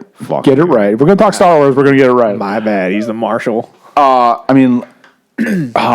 God, I forgot writing his name down. But like, I'm not gonna even mention it now because I can't remember his name. But like Bryce Dallas Howard directed the 5th episode. Yeah, let her direct more episodes. I'm gonna say it right now. She's getting a whole series though, isn't she? No, I don't. Not that I know of. If she's doing who's directing Obi-Wan? Who directed Obi-Wan? I meant to write that down earlier, and I remember them saying something like the best director of one of the episodes is getting the entire season of Obi-Wan. No, that's not true. Obi-Wan's not one director? It is, but she hasn't directed anything on Star Wars. Her name is Deborah Chow, and she did not direct anything of Star Wars. Really? Oh, no, I'm sorry. Correction. She directed 2 episodes of The Mandalorian, Chapter 3, The Sin, and Chapter 7, The Reckoning. Okay. So, I do apologize. She is directing all 6 episodes of Obi-Wan. Okay. So, it'll be interesting to see what they do there. Obi-Wan, obviously, going to be different than all the thing that Favreau and Filoni are doing, because right now they're not involved. I hope that it's fucking good. To talk about Obi-Wan, I hope it's good because Boba Fett is one of those things that if I never watched it, or if, they never made it, I'd be completely fine. I'm good with it. So Obi-Wan is one of those things that I'm like, just fucking make it good, because I want it to be something that when people say watch something should I watch something Star Wars? I'm gonna say check out the Obi-Wan show, because when they say should I check out Boba Fett, I'm gonna say nah, not really. You can watch the last 3 episodes because you're gonna need to understand it for the Mandalorian purposes. Right. Mandalorian is a standalone. You could watch Mandalorian. You could have no recollection of anything Star Wars, and if I said watch Mandalorian, you could watch it. Boba Fett, you kind of need to know a tiny bit. You need to know who Boba Fett is to an extent. So, I'll go back to Boba Fett here. I will definitely say, like, episode 5 and 6, they're Mandalorian episodes. They are. And episode 7, I would honestly say, okay, hey, all you have to do for the Book of Boba Fett is watch episode 7. It's the best episode. Hands down, it's the best episode. The last episode? The episode when they have the big gun battle and the... Ooh, you've been waiting to tell me that too. Like your favorite scene. Scene I was building up to it. Relax. It reminded me. And again, there is something going on at Star Wars. I believe Dave Filoni was fired from Star Wars when George Lucas was running Star Wars. Okay. And so Favreau brought him back. I'm not 100% sure on that. I could be wrong, but who cares? But so, like, Dave Filoni's telling the story. Most of them are all Dave Filoni's characters, minus Boba Fett and The Mandalorian. Like Ahsoka, like I said, Cad Bane, those are all Dave Filoni. And he's trying to tell a story, and I think that's why a lot of it's slow pace. You're going to get a lot of slow pace from now. Like The Bad Batch, there was a lot of high hopes from people that they thought The Bad Batch was going to be great, that he was going to tell this great story. Well, everyone's dick was still hard for The Mandalorian, so they're like, yeah, I'm going to get some fucking Bad Batch. But The Bad Batch comes in the last episode of Clone Wars, which was 100% Filoni, like, doing Clone Wars, like, his last season. And it was like, okay, you did that. Now, now these characters are now showing up in live action. Bad Batch, obviously, that's the last time we see Cad Bane. And so... You're gonna I don't think The Mandalorian you're gonna get slow episodes, because that's really Jon Favreau. Jon Favreau is doing all that, and he's writing all that. I think when Ahsoka comes out, you're gonna get slow episodes, because that's Filoni trying to tell a story, and again, just giving people warning now. Back to the Book of Boba Fett. Yes, one of my favorite scenes is they're in the blown up cantina, and Boba Fett tells Mandalorian, "Hey, if you need to cut and run, I understand. Like, we're about to die." The Mandalorian's like, I made a commitment. I'll stay. And he's like, "Okay, I appreciate it." And the Mandalorian pulls out his blaster and he goes, "This is the way." I lost it. I was like, "This is fucking awesome." And they go out, and they're fighting. They're fucking reaching over each other. Yeah. I was like, "Ooh, this is cool shit." And I said this to you. Like, I think in the first 4 episodes, Boba Fett never fires his blaster. Okay. He's got that big giant banta stick, and I'm like, okay, he uses that, but I don't think he ever fires his blaster. Probably not. And you get like cool little weapons, like they have like Boba Fett's got the thing on his leg that shoots off, and then the Mandalorian pulls out the Darksaber. It's exciting. You're like, like I said, you could just watch episode 7 and be like, oh, this is fucking great. Yes. And obviously, Boba Fett riding, what's it called? Oh, fuck me. Yeah. I had it in the top of my head, or on the tip of my tongue. Oh, my God. Keep talking about something else. Yeah, but no, it's good. You think like, oh, okay. And then obviously Grogu chooses to be he chooses to stay with the Mandalorian over the Jedi, which a lot of people are like, oh, well, Ben Solo. I'm warning Star Wars fans now. Everybody that I tell this to thinks I'm crazy. Do not be shocked if the new series, A Force Awakens, The Last Jedi, and The Rise of Skywalker, do not be shocked if they pretty much cancel those movies out, move them to the Legend series, and they let Jon Favreau direct a new Skywalker trilogy. Do not be shocked. I hope they don't do that. Just because, only because I like fucking Kylo Ren's character so much. Absolutely, but you can bring Kylo Ren's character back. You can do something different. You can do something different, something similar. But I just think the justice they gave Luke Skywalker, Han Solo, Princess Leia in those 3 movies is atrocious. And again, I like the team they got working on these things. I like Filoni. I like Jon Favreau. I like Bryce Dallas Howard. Another 3 name. Those 3 names kill me. Rancor. Rancor is the thing. Rancor, yeah, he rides the Rancor in the battle. Peyton Reed, another guy, he's directed a few episodes of The Mandalorian. I think he directed 1 episode of Boba Fett. Let them do it. And then the guy that did Thor, I can't say, is another. Taika Waititi. He's involved. He's supposed to be doing a standalone Star Wars movie that comes out in 2025. Yes. So I'm excited, but let these guys work together. Let them come up with a new trilogy. And let's see. Let's roll the dice. Let's see it happen. But back to Boba Fett. Like I said, first 4 episodes, very slow, and I did not like them. Episode 5 and 6, like I said, you get Luke Skywalker, you get Ahsoka. Yeah. Luke Skywalker and Ahsoka meet. That's kind of the cool. That was like the highlight of those 2 episodes. They were very exciting, especially seeing Grogu like do shit. And Grogu's a little badass. Dude, people are throwing shade at fucking Luke, too, when they're talking about, like, Jedi don't deal in absolutes, but he's giving fucking Grogu the... Do you see the meme with Obi-Wan Kenobi? Tons of them. Only a Sith deals in absolute. Yes. So, again, Luke Skywalker is going to be back. Like, I don't know, he'll maybe be back in the Ahsoka series, maybe the Mandalorian series. Yeah. You're going to see Luke a lot. I hope not a lot. And like when I say a lot, you're going to see him a lot. You're going to see him enough where you're like, wow, they are really beating this in the head. Yeah, because people like Luke Skywalker, and again, maybe that's why they're bringing Obi-Wan up now, because they're like, we need to fucking get off. We can't CG. We can't keep CGI. Mark Hamill's face. We need to get some fucking real actors. Well, just get what's his name, Sebastian Stan. Sebastian Stan to play him. He fucking does look great. He had a joke over Christmas time because he was like, yeah, I called. He was referring to Mark Hamill as his dad. He was like, yeah, I called my dad up and said Merry Christmas, and he doesn't talk to me anymore. That's great. And he fully acknowledges that the internet notices that he looks just like Mark Hamill. I'm gonna end it. Like I said, it's just a review. I'm not gonna get in. I already kind of tore it apart, and hopefully I get it back together. But letter grade, Book of Boba Fett. C-. Okay. Star Wars fans, I would obviously go ahead and recommend it. If you're not a Star Wars fan, I'm going C+. Just got to be one step above me. The one thing I will say, I was below you on fucking. And again, Kingsman. I don't want to keep talking about it because it's just a review. But the one thing I'd like to see, and it's a character that Star Wars fans will know, and I thought we would see him here. I want to see a live action Dash Rendar.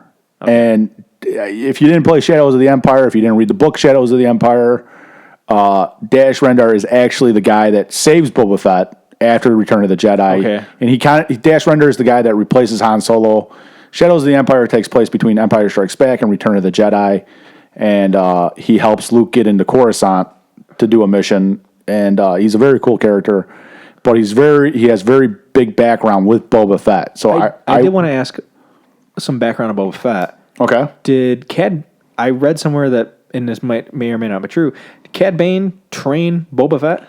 Yeah, they did a job together. So there is history of them two just being. Yeah. Give me that fucking show. Right. So that's why I'm saying, like, That's why I think Cad Bane was so fucking. I'm like, yeah, I do need to watch the fucking Clone Wars or Rebels to understand it. But as a fucking moviegoer of this live action, it's like it was very poorly. He's a shit character. Because like when they finally meet in like the standoff, he's like, what's the angle, Boba, and like you could tell that they know each other, and it's like, well, I have armor, and they have dialogue.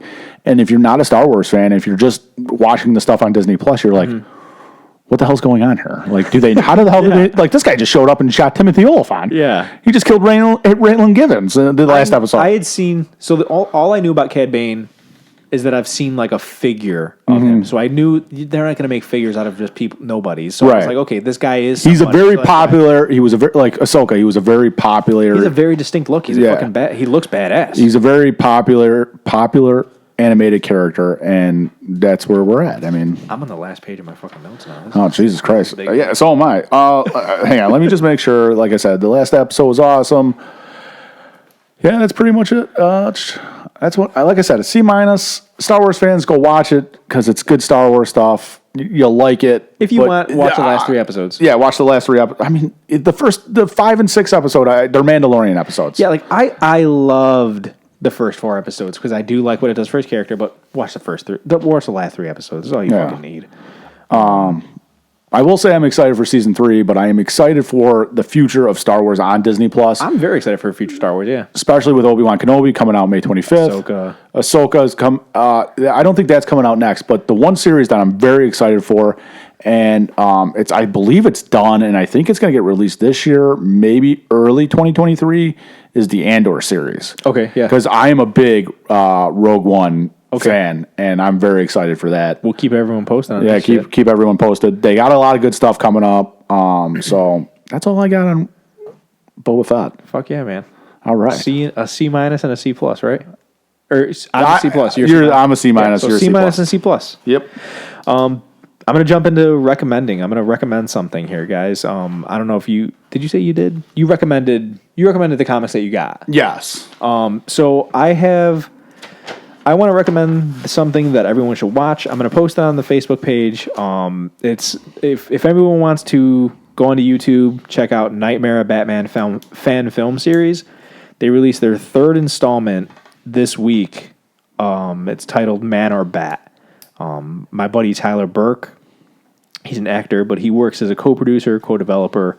He also plays the role of Jason Todd or Robin or Red Hood. Jason Todd, Robin, and the Red Hood, because there's, like I said, there's a 3rd episode, so you see them in different Jason Todd attire, whether it's Robin or Red Hood. The series is directed by Jordan Foss. There are 3 episodes in so far, and it just follows Batman as he fights crime through Gotham City. They're bad. The CGI they got is badass. If you like, it kind of has a feel of like the colors of Batman Forever, like the Gotham show, but it still has a darker element to it. And, you get to see Batman struggle with his no-kill rule. You get to see some cool characters like Commissioner Gordon, Killer Croc, Riddler, Joker. There's a lot more than that, but you get to see them in like a more grounded reality versus, they're very loud and the shit that you know from the animated series. But I don't want to spoil too much. But these guys did their fucking homework. They read the source material. They have a good eye for making a good film. So check out Nightmare, Batman film. Their newest episode, like I said, is Man or Bat. It's free on YouTube. Follow them. They're on Facebook and Instagram. Fucking go check them out. Tell them Maddie sent you. Tyler will probably give you like a over the pants hand job or something. He's a good guy. He's a good actor. He's my buddy. So check him out. Other than that, that's the only thing that I have to recommend. I don't want to recommend too many shit because I read too many comics to recommend everything all at once. But Nightmare, Batman fan film series. All right, 2 hours. We're coming on 2 hours. 2 hours and 30 minutes. Holy shit, Maddie's excited. This was a good episode. It was a good episode. I definitely, hey. I don't think we disagreed very much. I mean, we have different ratings, but I don't think we fucking yelled at each other too much. Not yet. I think we're wrapping it up here. I don't know. Maddie might have another book of notes in his bag. No, I'm at the bottom half of it. Okay, because next episode. Next episode, we're going to do the Batman. The Batman, yes. That comes out March 4th. We don't know when the episode's going to be aired. We have a tentative date. We do? Okay. We have a the weekend it comes out, the 6th. Okay, the 6th. We're going to do this. This is our tentative date. But if I'm having a baby. Yes. I don't know when. You're not having a baby. My wife's having a baby. I'm the father. Don't be fucking selfish, Well, I mean, dude. okay, God. sorry. I mean, what the fuck just happened there? So we're gonna be talking about Batman. We're obviously gonna have another review. I don't know what that will be. Maybe Maddie will give me something. We'll have something. It'll be a good episode. The Batman does come out March 4th, like Jack had said. So if you guys want to do some homework, go and get your tickets now. See the Batman, because we're gonna spoil the shit out of it. Yeah, we're gonna spoil it. Like I said, if we wait another week because the baby comes that week, then we'll probably put it off till the next weekend. But when we do talk about the Batman, we will be spoiling the shit out of the Batman. Yeah, I'm stoked for this movie. For some of the things that we did talk about during this episode, we were showing toys and talking about actors. You can find this now on YouTube. I'm going to be posting the video on YouTube. It might take a day or two because I'm going to have to edit so much shit into it. But check it out on YouTube. Just type in No Nerds Were Harmed. And then we also hang out with us on fucking Facebook. I'm on Facebook, and I'm a little bit more active than... Not a little bit. I'm a lot more active than Jack is. yeah. I'm not very active on Facebook. maybe I should start. I think it's that generational thing, though, that you're old. Dude, I'm 4 years older than you. Fucking relax. I mean, yeah, I guess I should get more active. I don't know. I mean, you made me an administrator of that group, right? Yes, you're in charge as well. Oh, okay, I'm in charge. That's right. I'm fucking in charge. But No, yeah, I Facebook, will. and I'm going to post all the trailers that we talked about. I'm going to post. I post trailers when they come out as well. Definitely polls. post. The one thing I'll say is I do check the Facebook group. I do get Yeah, you do check notifications. it I get notifications. Post something that you want us to talk about. Yeah. We'll take suggestions. I'm going to start posting all the movies that I watch. When I watch them, I'll post a picture of the movie and what I thought about it. I'll give it a rating system. If you guys want to disagree with me and tell me I'm an idiot, go ahead. If you guys want to say, yeah, I like that movie too. Disagree with him. He'll have a fit. It'll be great.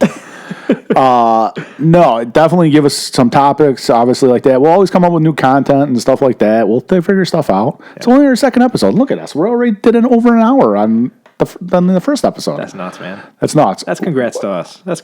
So, obviously, the Batman's going to be talked about in March. Yes. Like Maddie said, go check it out because we will spoil it. Yes. And I don't want to listen to people cry because I just don't care.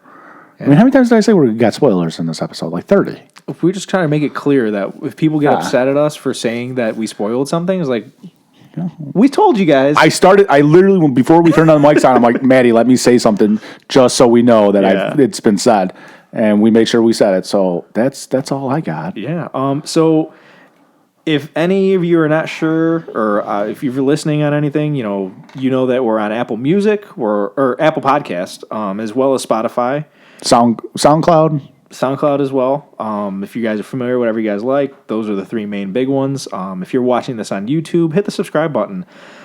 Like us, give us some stars, leave us a review. If you don't like us, fuck you. I'm Maddie. I'm Jack. Thanks for listening. We'll see you next time.